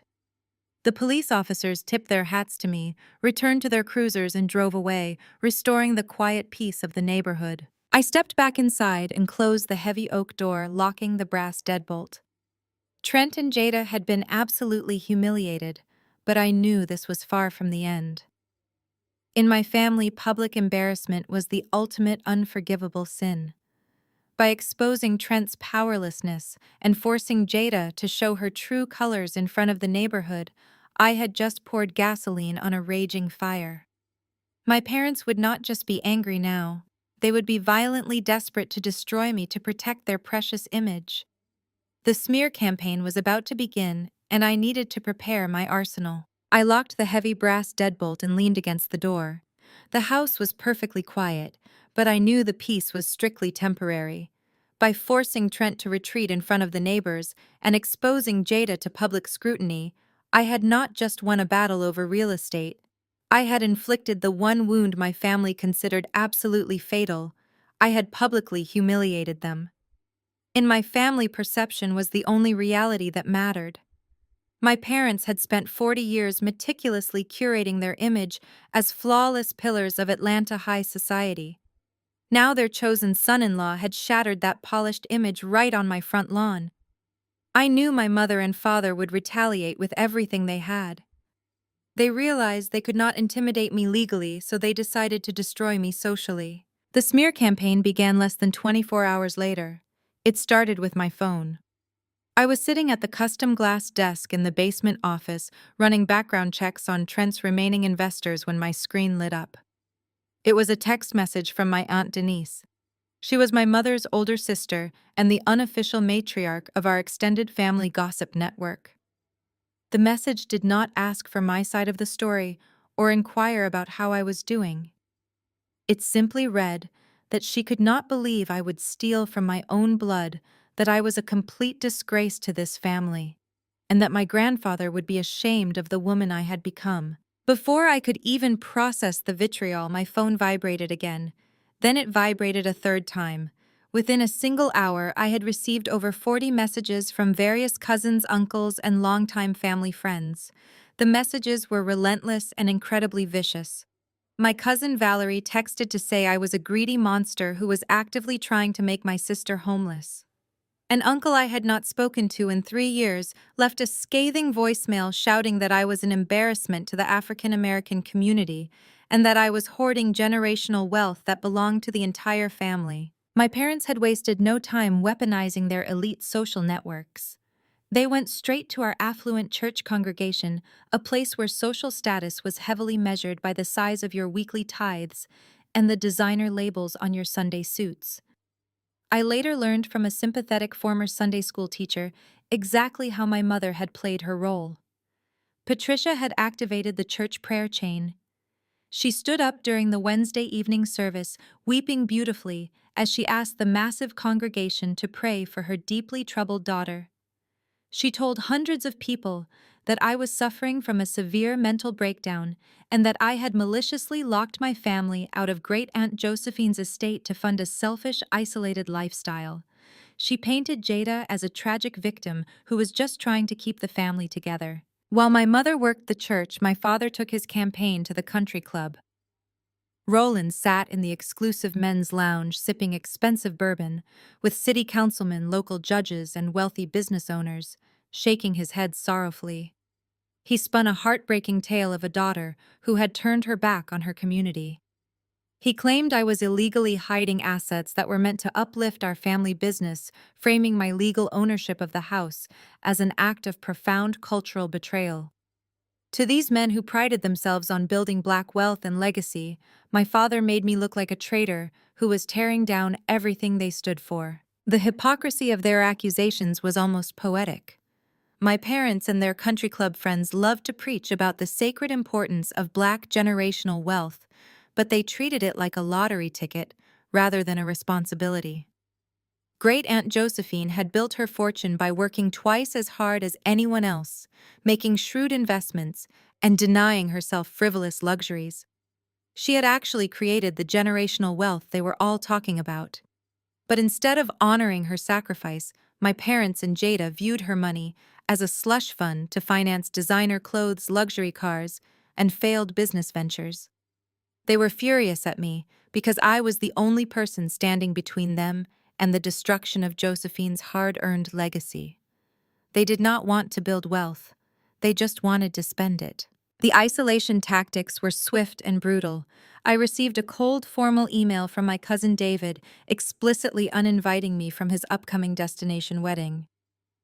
He stated that my presence would be far too traumatic for Jada and Trent, and that the family needed time to heal without my toxic energy ruining the celebration. My inbox quickly filled with similar rejections. Annual summer barbecues, upcoming baby showers, and holiday gatherings were abruptly closed to me. They were systematically severing every single tie I had to my own history. They wanted me to feel the crushing weight of total, inescapable abandonment. Their strategy was classic psychological warfare. They assumed that the sheer terror of being permanently exiled from the family would break my spirit. In our culture, the extended family unit is often treated as the ultimate sanctuary against a harsh world. Being cut off from that network is designed to feel like a death sentence. My parents believed I would eventually crack under the immense social pressure. They thought I would sit alone in that massive house consumed by guilt and loneliness until I finally called their lawyers in tears and settled out of court just to buy back my seat at the dinner table. But they made one catastrophic miscalculation. They assumed I valued their toxic community more than my own peace. They forgot that I had spent my entire life as the family scapegoat. I was already used to being on the outside looking in. I had survived my childhood by building a fortress of emotional independence, and they had just handed me the final bricks to reinforce the walls. As I sat in the quiet basement of the mansion watching the hateful messages flood my phone screen, I did not cry. I did not draft a single apology, and I certainly did not reach out to their legal team to negotiate a surrender. I simply picked up my phone and turned it on silent. Then I opened a new spreadsheet on my encrypted server. I began methodically logging every single text message, transcribing every threatening voicemail, and saving every defamatory email. I treated their emotional manipulation as raw data. They thought they were breaking me down and forcing me into a corner. They did not realize they were just handing me a meticulously documented trail of harassment. Every message calling me a thief, every threat of social ruin, and every lie they spread through the church was going directly into my evidence binder. I was building a comprehensive timeline of their malice. They were so blinded by their own arrogance that they were freely providing me with the exact proof I needed to demonstrate their vindictive nature to a judge. I worked late into the night, the glow of the computer monitors reflecting in the dark office. The silence of the house did not feel lonely. It felt like absolute clarity.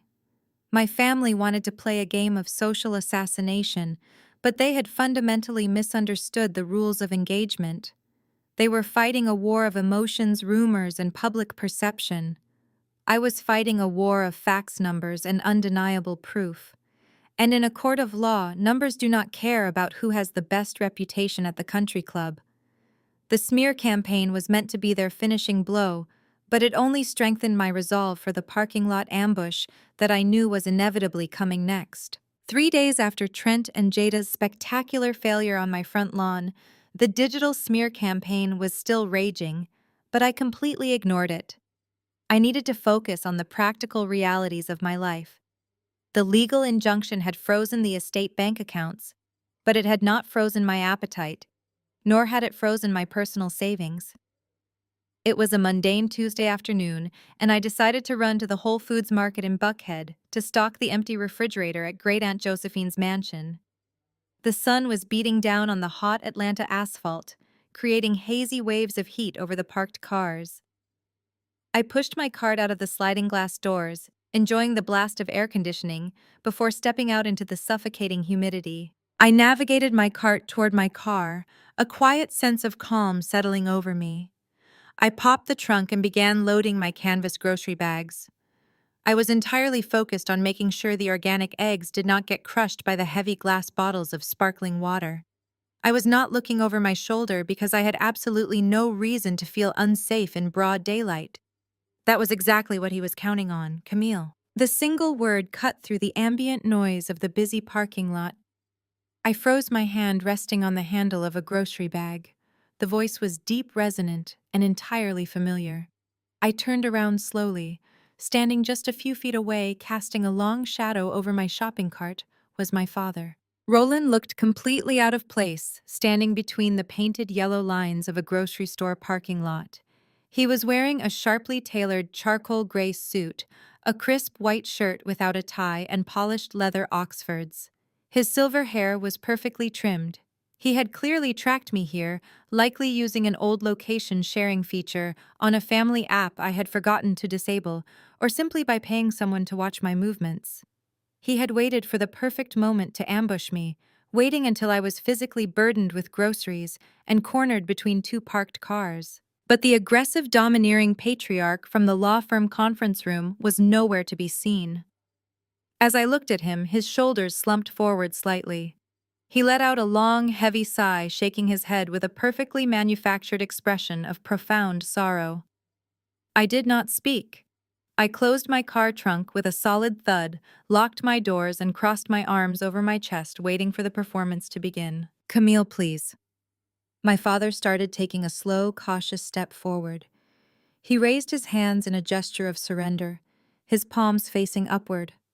I am not here to fight with you. I am here as your father. I just want to talk.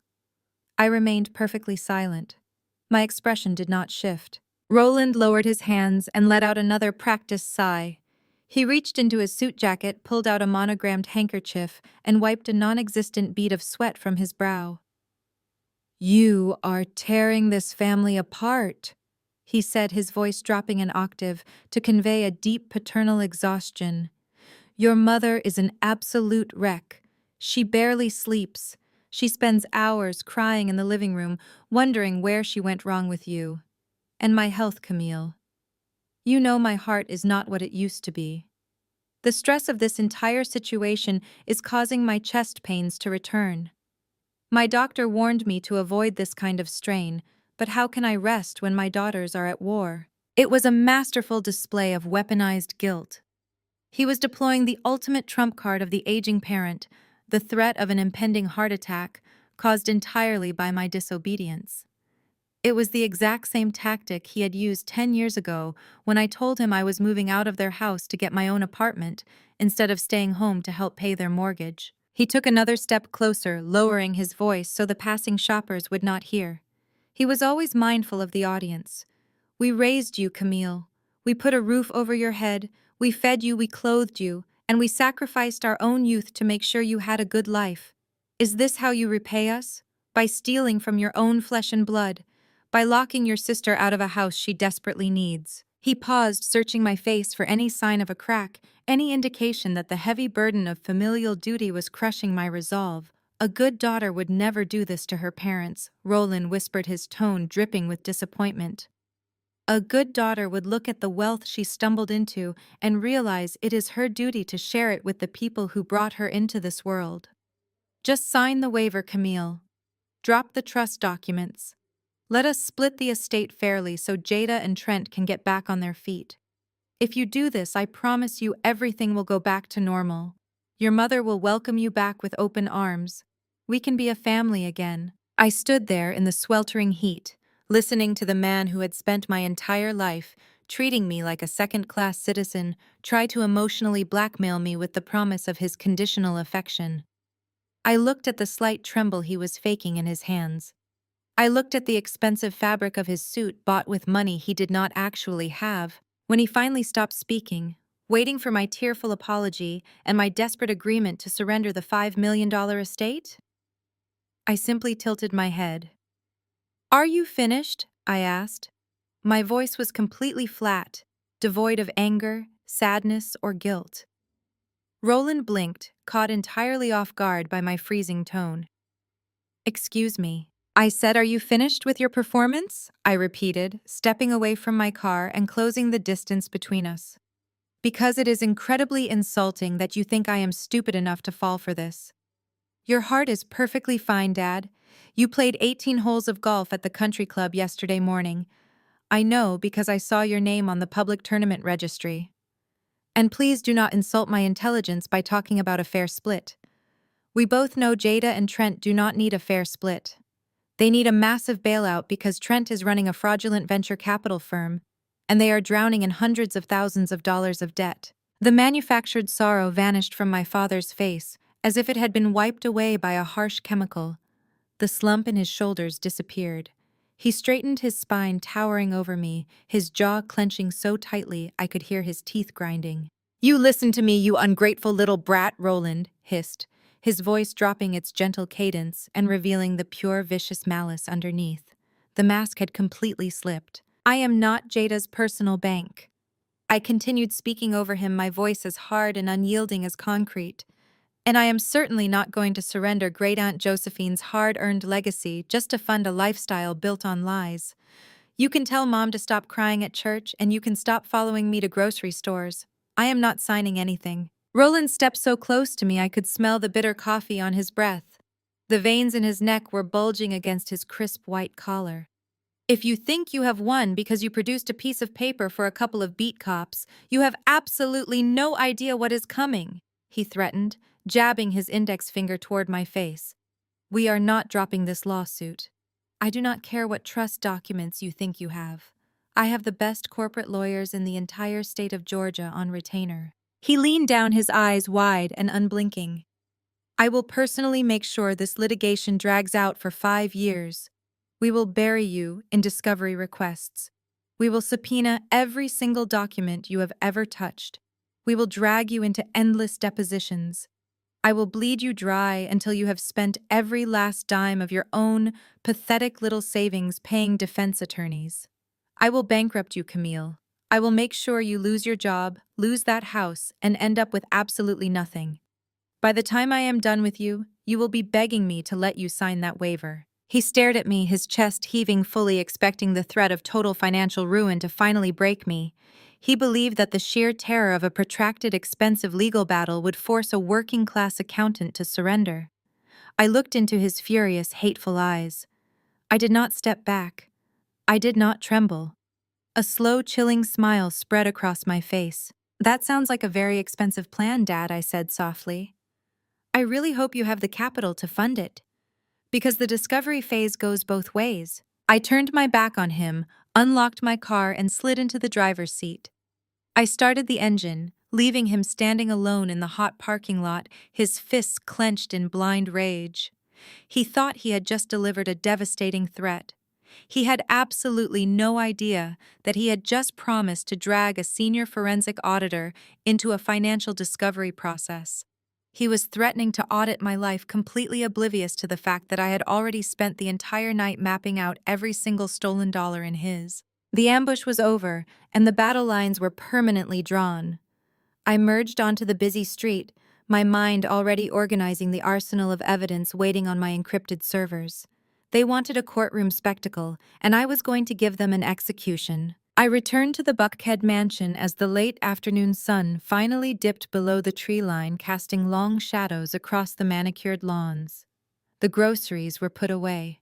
The heavy oak front door was securely locked, and the absolute silence of the massive house wrapped around me like a protective shield.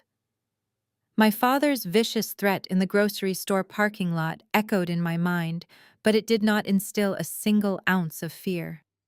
Instead, it served as a powerful catalyst. He had confidently promised to bury me in discovery requests, drag me through endless depositions, and audit my entire life until the legal fees bankrupted me. He had absolutely no idea that auditing was not just my day job, it was my ultimate weapon of choice. By 2 o'clock in the morning, the climate-controlled basement office was bathed in the sterile blue glow of 3 oversized computer monitors.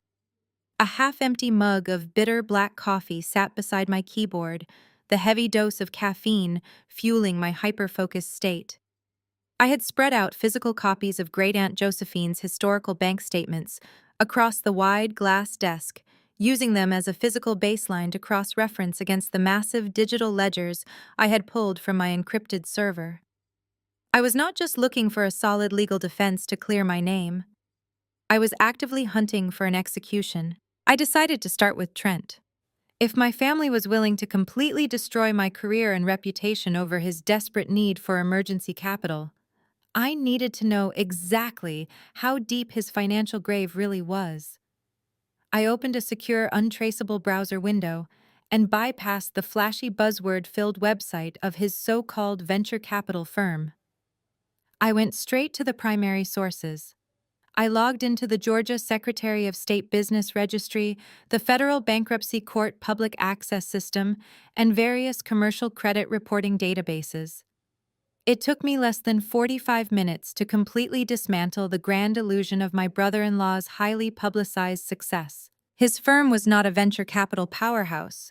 It was a glorified, rapidly collapsing shell company, bleeding money at an astonishing and unsustainable rate.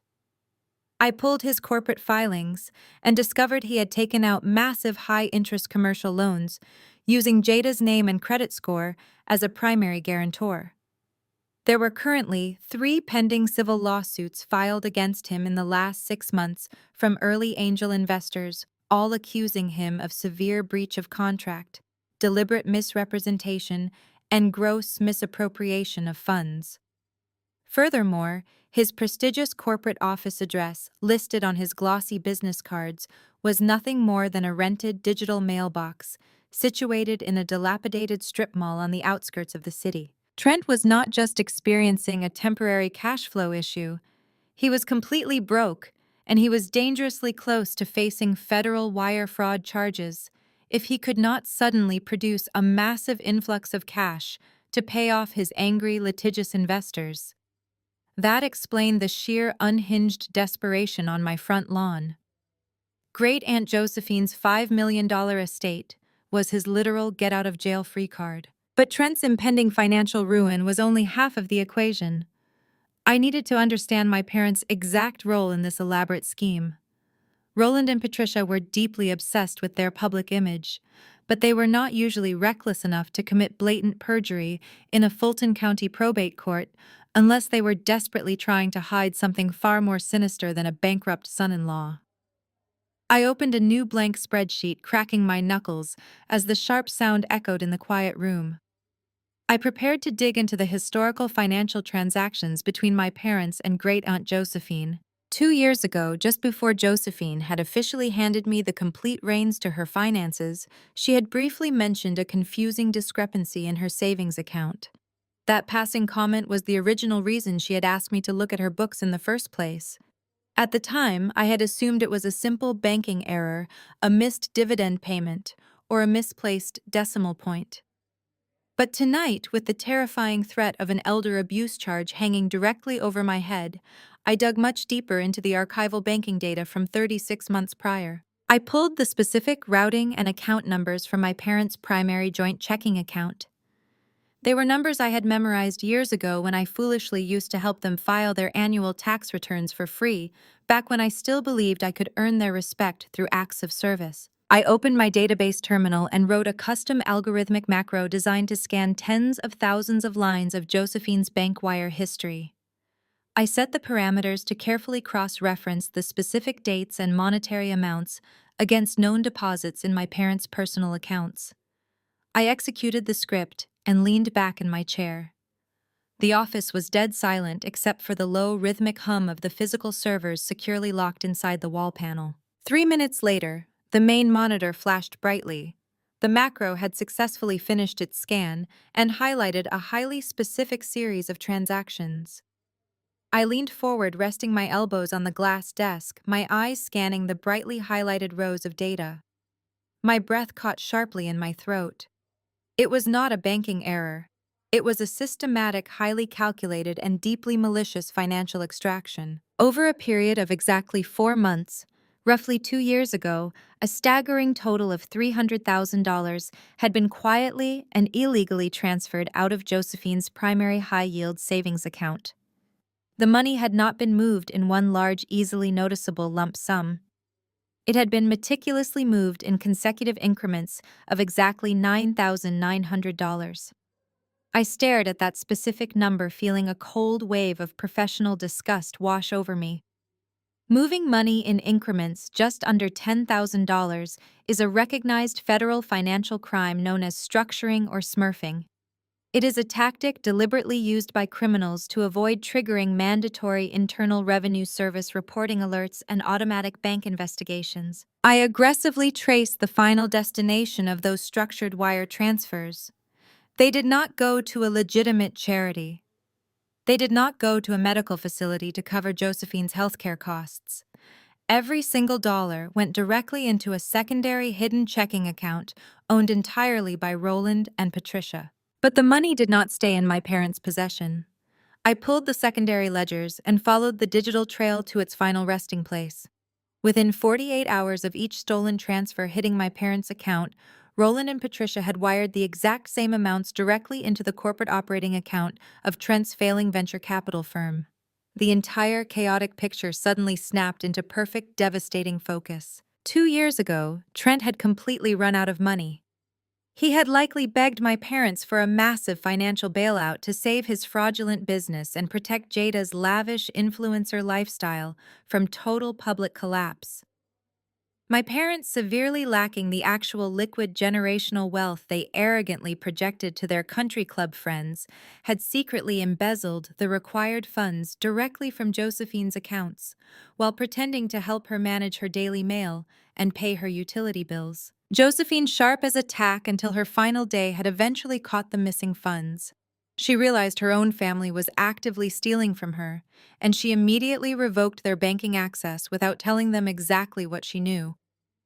That was the exact moment she had called me over for dinner, asked me to take over her portfolio as a forensic accountant, and secured the remainder of her vast fortune inside an impenetrable, irrevocable trust. My parents were not suing me because they genuinely thought I had manipulated a confused old woman. They were suing me because they were absolutely terrified. They knew that as the sole legal executor and a professional auditor of her estate, I would inevitably uncover their massive coordinated theft during the standard probate process. They had filed the elder abuse charges against me as a desperate preemptive strike, hoping to completely discredit my professional reputation and legally paralyze me before I could expose them as the true criminals. I leaned back heavily in my ergonomic leather chair, reached out, and took a slow, deliberate sip of the cold black coffee. The bitter liquid matched the absolute absence of mercy left in my heart. A hard, cold smile slowly spread across my face in the dark room. My father had looked me dead in the eye in that grocery store parking lot and promised to use the legal discovery process to completely bankrupt me. He had been so blinded by his own arrogance and his desperate need to protect Jada that he completely forgot who he was dealing with. He had no idea he had just handed me the exact undeniable weapon I needed to dismantle his pristine public image, destroy Trent's remaining business, and send my own parents directly to federal prison. The arsenal was fully loaded. It was time to go to court. The heavy-duty laser printer tucked into the corner of Great Aunt Josephine's basement office whirred to life, breaking the absolute silence of the early morning hours. I sat back in the ergonomic leather chair and watched as page after page of crisp white paper slid into the output tray. I was not printing angry emails or emotional diary entries. I was printing the undeniable mathematical anatomy of a massive financial crime. The smell of warm toner filled the climate-controlled air, a sharp and metallic scent that felt incredibly fitting for the trap I was currently building. I stood up and walked over to the printer, gathering the thick stack of warm documents. I carried them over to the custom glass desk and laid them out under the bright overhead lights. It was time to compile my arsenal into a single devastating weapon. I reached into a desk drawer and pulled out a heavy-duty 3-inch black binder and a box of clear plastic sheet protectors. As a senior forensic accountant, I knew that judges were constantly bombarded with chaotic, disorganized emotional arguments from warring families. I was not going to give the court chaos. I was going to deliver a surgical strike of pure, unfiltered data. I started with the withdrawals. I slipped the highlighted bank statements from Josephine's high-yield savings account into the first section of the binder. The columns of numbers told a story of methodical theft. There were the 30 separate wire transfers, each for exactly $9,900, carefully executed over a 4-month period to avoid federal banking alerts. Right next to them, I placed the corresponding deposit records from my parents' hidden joint checking account. The dates matched perfectly. The amounts matched perfectly. It was undeniable proof of Roland and Patricia embezzling $300,000 from the very woman they were now accusing me of manipulating. But a financial trap is only effective if you can prove the final destination of the stolen money. I flipped to the second section of the binder. I took a specific document I had extracted from the encrypted servers and slid it into a protective sleeve. It was a formal corporate ledger entry printed directly on the official pretentious letterhead of Trent's failing venture capital firm. The logo at the top of the page gleamed in dark blue ink, a symbol of his towering arrogance. Beneath that logo was a detailed accounting of a $300,000 capital infusion categorized loosely as a private family investment. The dates on Trent's corporate ledger aligned down to the exact hour with the massive unexplained withdrawals made by my parents. I stared down at the open binder, tracing the path of the money with my index finger. Josephine's savings account to my parents' hidden checking account, and finally into Trent's fraudulent corporate vortex. The circle was perfectly complete. With the physical evidence fully organized and secured behind plastic tabs, I was faced with a critical tactical decision. I had more than enough money in my own personal savings to hire the most ruthless, aggressive defense attorney in Atlanta. I could have retained a bulldog lawyer who would have marched into the courtroom, slammed this binder on the judge's desk, and aggressively dismantled my family before the lunch recess. It would have been the standard logical move for anyone facing a multi-million-dollar probate lawsuit and severe allegations of elder abuse. But I made the deliberate, highly calculated decision to represent myself. I was going to walk into the Fulton County Courthouse completely alone. It was a risky move for a civilian, but I was not a civilian in the realm of financial documentation. I knew exactly how the civil legal system operated.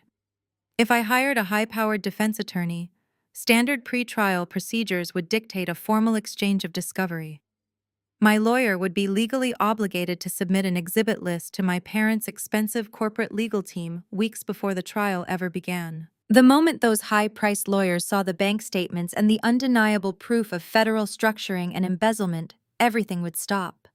Opposing counsel would immediately recognize the catastrophic criminal liability hanging over Roland, Patricia, and Trent. They would pull my parents into a private conference room, explain that they were looking at years in federal prison, and advise them to instantly drop the lawsuit against me to avoid entering the financial records into the public court docket. My family would withdraw their claims quietly, retreat into the shadows, and try to sweep their massive crimes under the rug to protect their precious high society image. I was absolutely not going to let them retreat. I did not just want to win the lawsuit. I wanted them fully exposed in the harsh light of a public courtroom. By choosing to act as a pro se defendant representing myself without legal counsel, I was relying on the greatest weakness my family possessed: their absolute blinding arrogance. They had spent my entire life underestimating me. They viewed me as a boring, helpless desk worker who was entirely dependent on their approval. When they saw that I had not hired a lawyer, they would automatically assume it was because I was completely broke.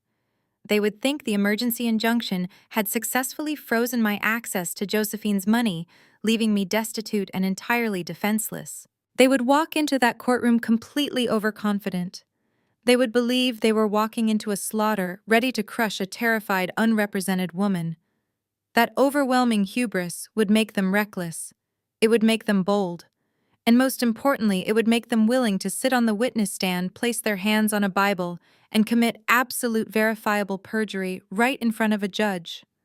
They would boldly lie under oath because they genuinely believed I did not possess the intelligence or the resources to catch them. I closed the heavy black binder. The thick rings snapped shut with a sharp, decisive click that echoed in the quiet basement. I ran my hand over the smooth front cover. It contained no emotional pleas, no character witnesses, and no desperate arguments. It contained nothing but the fatal consequences of their own greed. I spent the rest of the week in total silence. I ignored the relentless barrage of hateful text messages from my aunts and cousins. I did not answer the phone when my parents' lawyers called to offer me incredibly insulting lowball settlement deals meant to intimidate me into surrendering. I simply waited, allowing their false sense of absolute victory to inflate to dangerous proportions. When the morning of the trial finally arrived, the Atlanta sky was a brilliant cloudless blue. I woke up early, feeling a deep, unshakable calm radiating through my chest. I showered, pulled my dark hair back into a sleek professional style, and dressed with meticulous care. I put on a tailored navy blue blazer, a crisp white silk blouse, and matching trousers. It was the exact uniform I wore when I was called to testify as an expert witness in federal fraud cases. I looked at my reflection in the mirror, seeing a woman who was entirely immune to manipulation fear and toxic family loyalty. I picked up the heavy black binder, tucked it securely under my arm, and walked out the front door of the Buckhead mansion. I drove through the bustling morning traffic toward downtown Atlanta, watching the towering glass architecture of the Fulton County Courthouse grow larger through my windshield. My parents, Jada and Trent, had spent 35 years writing the narrative of my life. They had cast me as the difficult outsider, the jealous sister, and the ungrateful daughter. Today, in a court of law, I was finally taking the pen out of their hands. They thought they had orchestrated the perfect legal ambush, but they were completely unprepared for a professional forensic cross-examination. I parked my car, walked up the wide concrete steps of the courthouse, and prepared to let the trap snap shut. The heavy wooden doors of the Fulton County Courthouse clicked shut behind me, sealing me inside the arena. The narrative of my life had finally caught up to this exact moment. I walked down the center aisle feeling the hard, polished floor beneath my shoes and took my seat at the heavy oak defense table.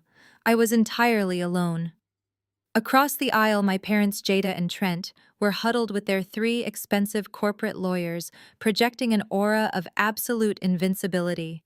They looked at my empty side of the table and smirked genuinely, believing my lack of legal representation was a white flag of surrender.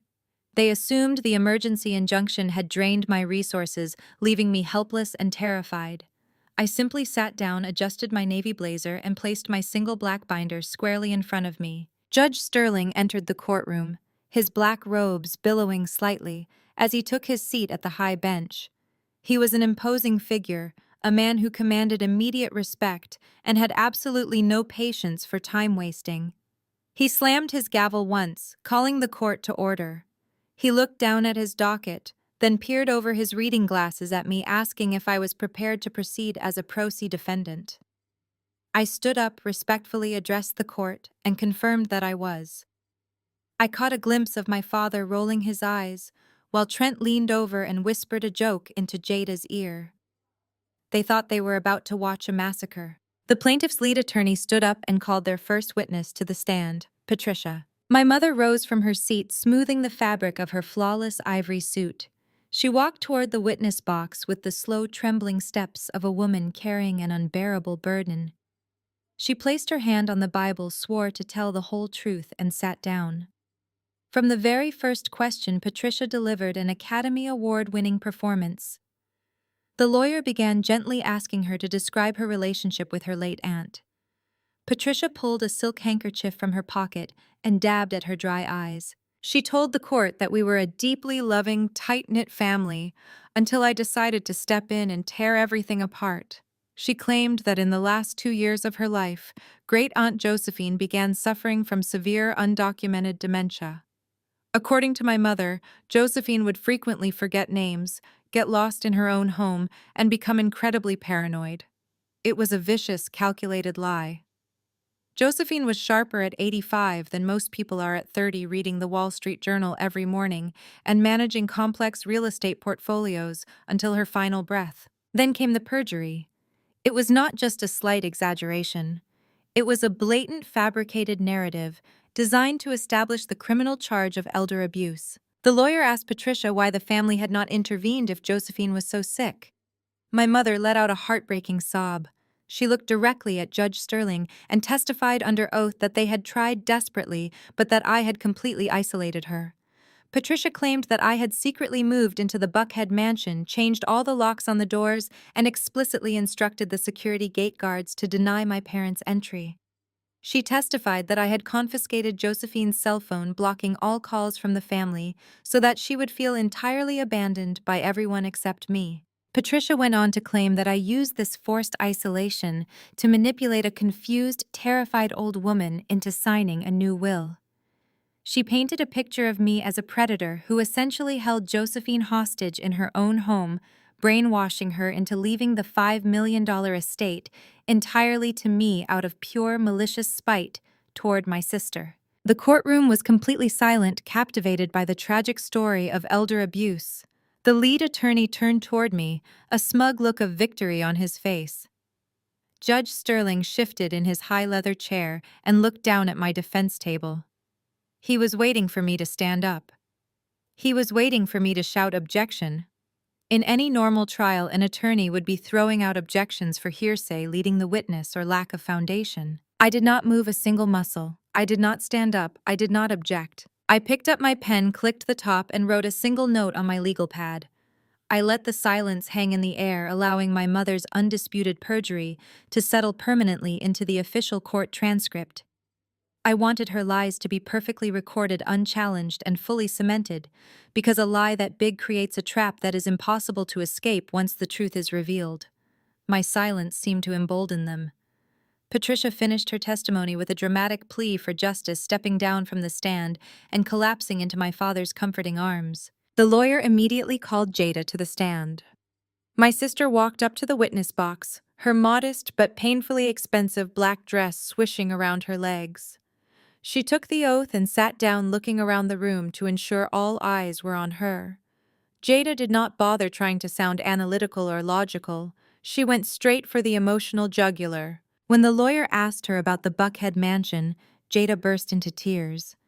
She testified that Great Aunt Josephine had promised her that specific house since she was a little girl. She claimed that Josephine had specifically walked her through the grand hallways just a few years ago, telling her that the house was meant for Jada to raise her future children in. She painted herself as the rightful chosen heir, whose dreams of building a beautiful family had been violently stolen by a jealous, bitter older sister. She sobbed into the microphone, declaring that I had always hated her for being the favorite, and that stealing the house was my final revenge. It was a brilliant display of entitlement, masquerading as victimhood. But Jada was just the warm-up act. The true climax of their hubris arrived when the lawyer called Trent to the stand. Trent practically swaggered up the aisle. He buttoned his tailored suit jacket, took the oath with a crisp, confident voice, and settled into the witness chair. He leaned forward into the microphone, resting his elbows on the wooden partition. He was dripping with white privilege and absolute arrogance. He was there to play the role of the ultra-successful, level-headed businessman who was simply trying to protect his vulnerable black wife and her grieving family from a rogue, greedy relative. The lead attorney asked Trent to describe his involvement with Josephine's finances. This was the moment they needed to establish that they were the true financial caretakers, contrasting my alleged theft. Trent smiled a sad, magnanimous smile. He looked at the judge, speaking to him man to man. He testified that as the founder and chief executive officer of a highly profitable venture capital firm, he was accustomed to managing large sums of money.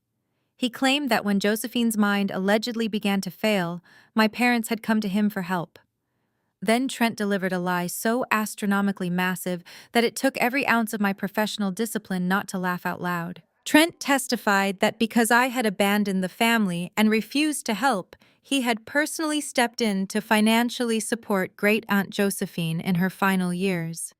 He looked the judge dead in the eye and claimed that he had been wiring tens of thousands of dollars of his own personal wealth into Josephine's accounts to cover her property taxes, her expensive medical bills, and her daily living expenses. He stated that the liquid assets currently frozen in the estate were actually heavily subsidized by his own generous contributions. He painted himself as the ultimate savior. He claimed he did not even want the money back for himself, but that he was fighting to return the estate to Jada because it was the only morally correct thing to do. He pointed a finger at me from the witness stand, his voice echoing in the large room, calling me a financial parasite who swooped in at the 11th hour to steal the very money he had supposedly donated to keep an old woman alive. The audacity was staggering. It was breathtakingly reckless. Trent was sitting under oath in a court of law claiming he was the sole financial provider for Josephine, while I had a binder sitting 2 feet in front of me, proving that he was completely bankrupt and had actively received $300,000 in stolen, embezzled funds from that very same woman. He was taking the exact money my parents had stolen from Josephine and claiming he gave it to her. He finished his direct testimony with a look of absolute triumph. He leaned back in his chair, crossed his legs, and shot me a smirk that practically screamed victory. He thought he had completely destroyed my character. He thought he had established an airtight narrative that no judge could possibly ignore. The lead attorney thanked Trent, turned to the judge, and proudly stated that he had no further questions. Judge Sterling looked down from the bench. His face was unreadable. He turned his attention to my solitary defense table.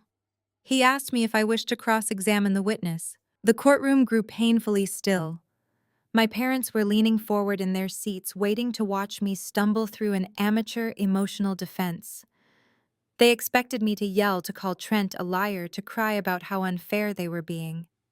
They wanted a chaotic family argument that would only prove their point about my supposed instability. I took a slow, deep breath. I picked up the heavy black binder, pushing back my chair, and stood up. The silence in the room was absolute. I did not look at my parents, and I did not look at Jada. I kept my eyes entirely locked on Trent's smug, arrogant face. "Yes, Your Honor," I said, my voice echoing clearly and calmly through the massive chamber. "I have a few questions for the witness regarding his remarkable financial generosity." I stepped out from behind the defense table and began walking toward the center of the room. The trap had been perfectly set. They had built their fragile house of cards as high as it could possibly go. Now it was my turn to speak, and I was going to burn it to the ground. The heavy soles of my shoes clicked against the polished hardwood floor as I walked out from behind the defense table. I carried the thick black binder under my right arm. The entire courtroom was holding its collective breath, anticipating a chaotic, emotional shouting match between a bitter sister and a triumphant brother-in-law. I did not bring any tissues. I did not ask Trent how he felt about the situation. I did not care about his carefully constructed emotional narrative. I only cared about the math. I stopped a few feet away from the witness stand. Trent looked down at me, his arms crossed over his chest, a patronizing smile playing on his lips. He was completely relaxed, convinced that a woman without a law degree could never lay a glove on him. I opened the binder, pulled out a single sheet of paper encased in a clear plastic sleeve, and handed it to the bailiff. I requested that the document be entered into evidence and provided copies to the judge and the plaintiff's lead attorney. The bailiff handed the original document to Trent. "Can you please read the name of the corporate entity printed at the top of that page?" I asked, keeping my voice loud, steady, and completely devoid of emotion. Trent glanced down at the paper. His patronizing smile instantly vanished. The color drained from his face so quickly he looked physically ill. He swallowed hard, his Adam's apple bobbing nervously against his tight collar. "I asked you to read the name of the company, Trent," I repeated. "It is my firm." Trent mumbled, his voice suddenly lacking all of the booming resonance he had projected just moments before. "Please speak into the microphone so the court reporter can hear you," I instructed, leaning forward slightly. He pulled the microphone closer. "It is my venture capital firm," he said, his voice shaking. "Thank you," I replied. Now looking at that official corporate ledger, which I pulled directly from the Federal Bankruptcy Court public access system yesterday morning, "Can you please read your current operating balance for the court?" Trent looked frantically over at his lawyers. The lead attorney was staring at his copy of the document, his eyes wide with absolute horror. The lawyer did not object. He could not object. It was a verified public federal record. "I do not think this is relevant to the estate," Trent stammered, gripping the edges of the witness stand. Judge Sterling leaned forward, his expression hardening into stone. "The witness will answer the question," the judge commanded. "You opened the door to your financial status when you claimed you were personally supporting the deceased. Read the number." Trent looked back down at the paper. His hands were trembling so violently that the plastic sleeve rattled against the wooden partition. "$2,450,000, he whispered. I turned my back on him for a single second, walking back to my table to pull the next document. "So just to be perfectly clear for the record," I said, projecting my voice across the room. "You are not a highly successful businessman. Your firm is completely bankrupt. You are drowning in over $2 million of debt." Before he could even attempt to formulate a lie, I walked back and handed a second document to the bailiff. This document was a formal notice of default from a major national bank. "Can you identify this document?" I asked. Trent stared at it, a bead of sweat rolling down his temple. "It is a notice of default," he admitted softly. "On what property?" I pressed. "My townhouse," he answered, looking down at his lap. "So your personal residence, the home you share with my sister Jada, is currently in active foreclosure because you have not made a mortgage payment in 7 months, I stated, making sure the court reporter caught every single word. Trent did not answer. He just nodded slowly. "You need to answer out loud," Judge Sterling reminded him sharply. "Yes," Trent croaked. I pulled the third and final document for my cross-examination. It was a printed stack of text messages and emails fully authenticated by digital timestamps and server logs. I handed it to the bailiff. "You testified under oath just 10 minutes ago that you generously sent your own money to Great Aunt Josephine to support her," I said. pacing slowly in front of the witness stand. But the digital communications in front of you tell a very different story. Please read the highlighted email you sent to Josephine on October 14th of last year. Trent closed his eyes. He looked like a man standing on the gallows. He leaned into the microphone and read his own words. Josephine, I am begging you. The bank is taking the house. My investors are threatening to file federal fraud charges. I need an emergency loan of $500,000 by Friday, or I am going to prison.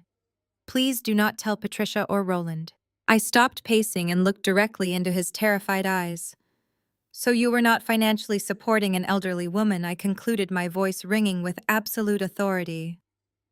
You and Jada were actively attempting to extort her for emergency cash to avoid foreclosure and criminal charges. And when she refused to fund your fraudulent lifestyle, you decided to wait until she died so you could manipulate my parents into suing me for her estate. Trent opened his mouth, but nothing came out. He looked over at Jada, who was sitting in the gallery with her hands covering her face, weeping uncontrollably. The illusion was completely shattered. The high-priced corporate lawyers were frantically whispering to each other, realizing they had been utterly blindsided by their own clients. No further questions for this witness, Your Honor, I said, turning my back on Trent and walking to my table. Judge Sterling looked at Trent with absolute disgust. You are excused, the judge said coldly, and I highly suggest you do not leave the building. Trent stumbled out of the witness box, looking like a hollow shell of the arrogant man who had strutted up there. The plaintiff's lead attorney stood up, his face pale, and formally rested his case. He knew his entire argument had just been eviscerated. The judge turned to me. Does the defense have any witnesses to call? I stood up, holding my black binder in one hand and a small silver flash drive in the other. I call my only witness, I stated firmly. Myself. I walked up to the witness stand, took the oath, and sat down in the very same chair Trent had just vacated. I did not need to cry. I did not need to play the victim. I looked directly at the judge. Your Honor. My family has accused me of isolating my great-aunt, manipulating her failing mind, and locking them out of her life to steal her wealth. They brought you tears and fabricated stories. I brought you the woman herself.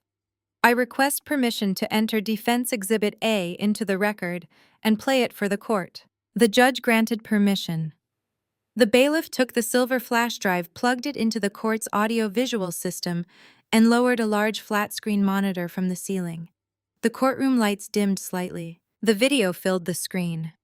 It was recorded in the climate-controlled basement office of the Buckhead Mansion. The lighting was warm and crystal clear. Great-Aunt Josephine sat behind her custom glass desk. She wore a sharp, tailored blazer, her silver hair perfectly styled, and her eyes were bright, focused, and completely lucid. Sitting to her right was Mr. Harrison, her estate lawyer. I was sitting to her left, operating the camera. The timestamp in the corner of the screen indicated the video was recorded exactly 2 years ago. Josephine looked directly into the camera lens. Her voice was strong, commanding, and filled with a quiet, terrifying fury. My name is Josephine, she began. I am making this recording of my own free will in the presence of my legal counsel to clearly document the exact reasons for the restructuring of my estate. I am completely sound of mind, and anyone who claims otherwise in a court of law is a liar. In the gallery, my father Roland gripped the edge of the wooden bench so hard his knuckles turned white. My mother, Patricia, stopped crying entirely, her face freezing in a mask of absolute terror. For the past 4 months, Josephine continued on the screen. I noticed discrepancies in my high-yield savings accounts. Because my physical mobility has declined, I trusted my niece Patricia and her husband Roland to assist me with my banking. Instead of helping me, they robbed me. The courtroom erupted into a collective gasp. The 3 expensive corporate lawyers representing my parents physically recoiled from their clients, sliding their chairs away from the table. Josephine held up a stack of bank statements to the camera. They secretly embezzled exactly $300,000 from my accounts. They did this by executing 30 separate wire transfers each for $9,900 in a deliberate attempt to evade federal banking alerts. They stole my hard-earned money and funneled it directly into the failing business of their son-in-law, Trent. They chose to commit a federal crime to protect their social image rather than ask me for help. Josephine paused, taking a deep breath to steady her anger. She turned her head slightly and looked at me on the screen. Then she looked back at the camera. The only reason I discovered this theft is because of my great-niece Camille, Josephine stated proudly. Camille is a senior forensic accountant. She is the only person in this family who operates with absolute integrity. I asked her to audit my books, and she uncovered the embezzlement within hours. She did not isolate me. She protected me. Josephine leaned forward, her eyes piercing through the screen, seemingly staring right at my terrified parents in the gallery. I am moving my home and my liquid assets into an irrevocable trust, and I am naming Camille as my sole heir and executor. I am doing this because she is the only one who actually understands the value of hard work. To Patricia, Roland, Jada, and Trent, if you are watching this in a courtroom, it means you have tried to sue Camille for my money. It means you have lied to a judge. You brought this upon yourselves. You are thieves, and I am leaving you exactly what you deserve, nothing. The video abruptly ended. The screen went black. The courtroom lights flickered back on. The silence that followed was heavy, suffocating, and absolute. Nobody moved. Nobody breathed. My parents were completely paralyzed. My father was staring at the blank screen, his mouth hanging open. My mother was shaking violently, clutching her designer handbag, as if it could somehow protect her from the federal prison sentence that was currently hurtling toward her. Trent had his head buried between his knees. The lead attorney for the plaintiff stood up slowly. He looked at the judge, then at me, and finally at his own clients. His professional reputation was flashing before his eyes. He realized he had just been used to facilitate perjury and an attempted multi-million-dollar extortion plot in open court. "Your Honor," the lawyer said, his voice trembling slightly. "In light of this newly presented evidence, the plaintiffs wish to immediately withdraw their lawsuit with prejudice. We formally drop all charges against the defendant." I sat calmly in the witness box, my hands folded neatly in my lap. I looked down at the lawyer. I did not want their surrender. I wanted their absolute ruin. "They do not get to just walk away, Your Honor," I stated clearly, my voice slicing through the panicked whispers of the legal team.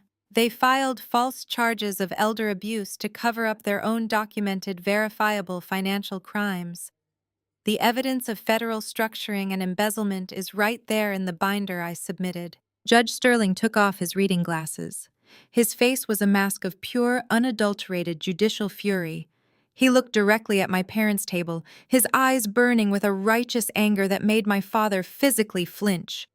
The judge raised his heavy wooden gavel, preparing to deliver a ruling that would permanently destroy the flawless high society image my family had spent their entire lives building. The sharp crack of the wooden gavel echoed like a gunshot through the massive chamber, instantly silencing the frantic whispers of the plaintiff's legal team. Judge Sterling did not just look angry. He looked like a man who had been personally insulted by the sheer audacity of the lies peddled in his courtroom. He leaned over the high mahogany bench, his dark eyes locked entirely on my parents, radiating an absolute judicial authority that made the air in the room feel incredibly thin. "Your motion to simply withdraw this lawsuit is firmly denied." Judge Sterling boomed, his voice carrying the full crushing weight of the law.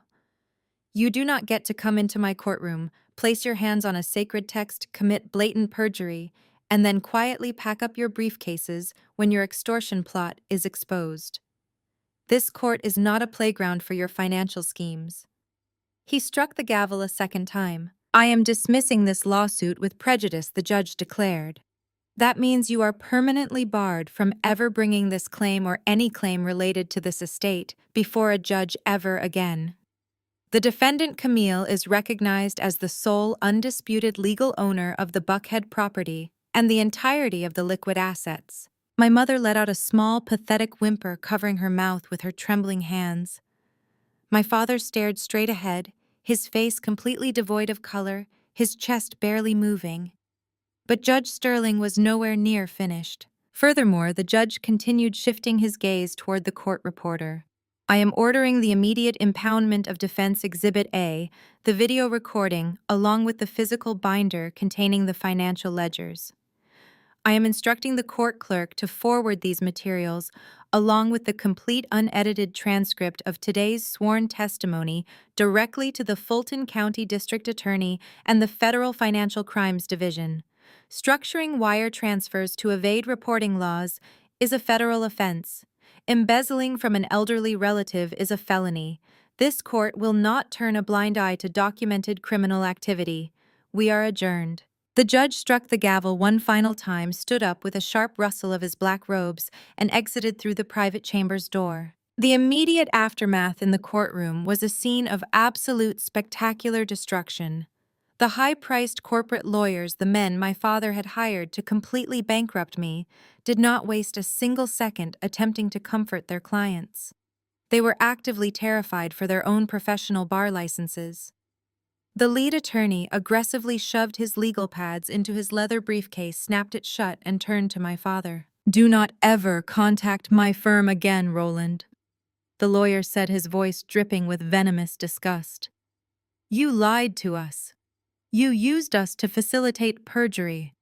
We are officially dropping you as clients effective immediately, and you will be receiving our final bill for all billable hours by the end of the day.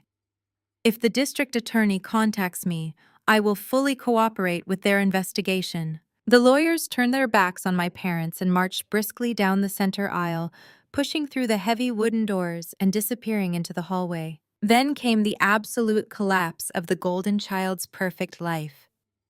Trent, realizing that his financial ruin, his massive debt, and his involvement in stolen funds were now matters of permanent public court record, completely lost his mind.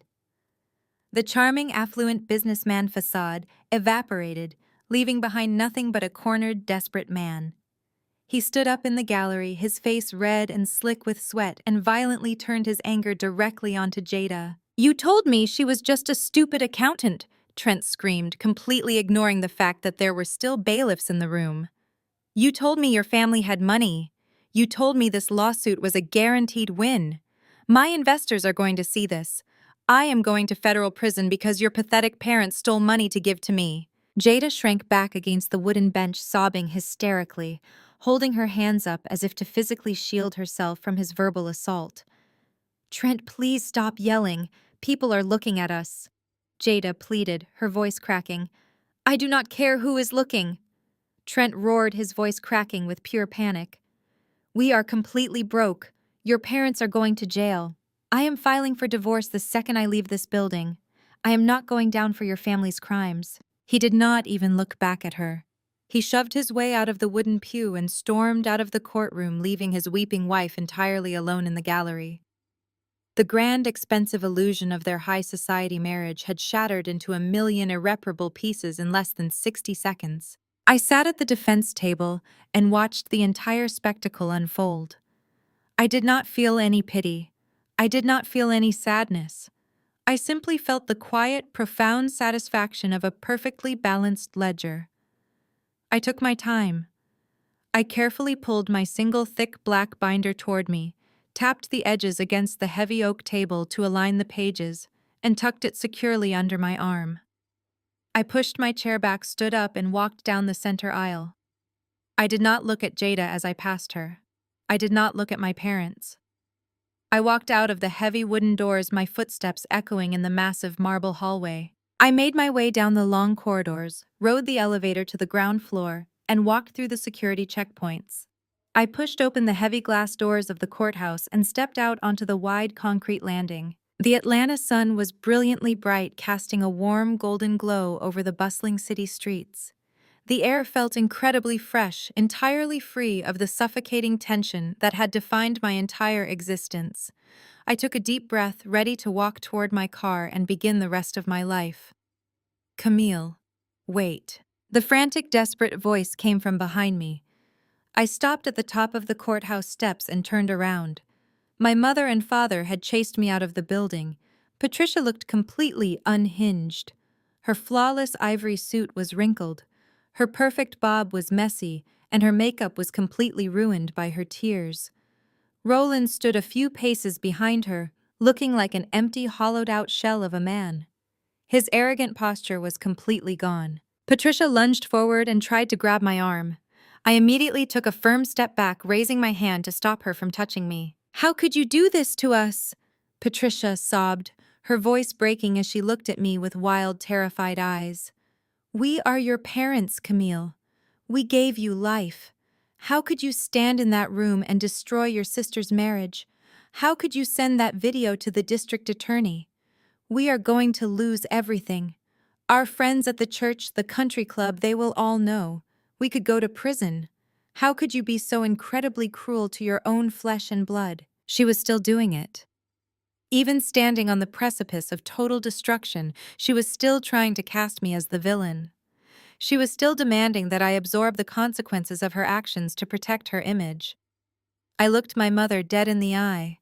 I did not raise my voice. I did not show an ounce of anger. I looked at her with the cold, absolute detachment of a professional auditor who had just closed a very messy file. "I did not do anything to you, Mom," I said, my voice echoing clearly over the sounds of the city traffic. "I did not force you to steal from a dying woman.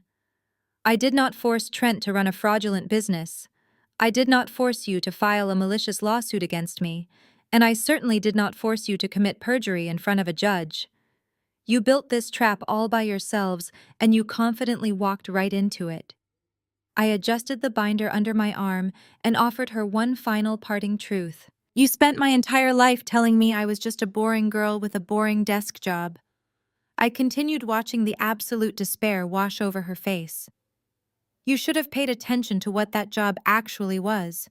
I did not destroy this family. I simply followed the numbers. And the numbers never lie." I turned my back on them for the absolute last time.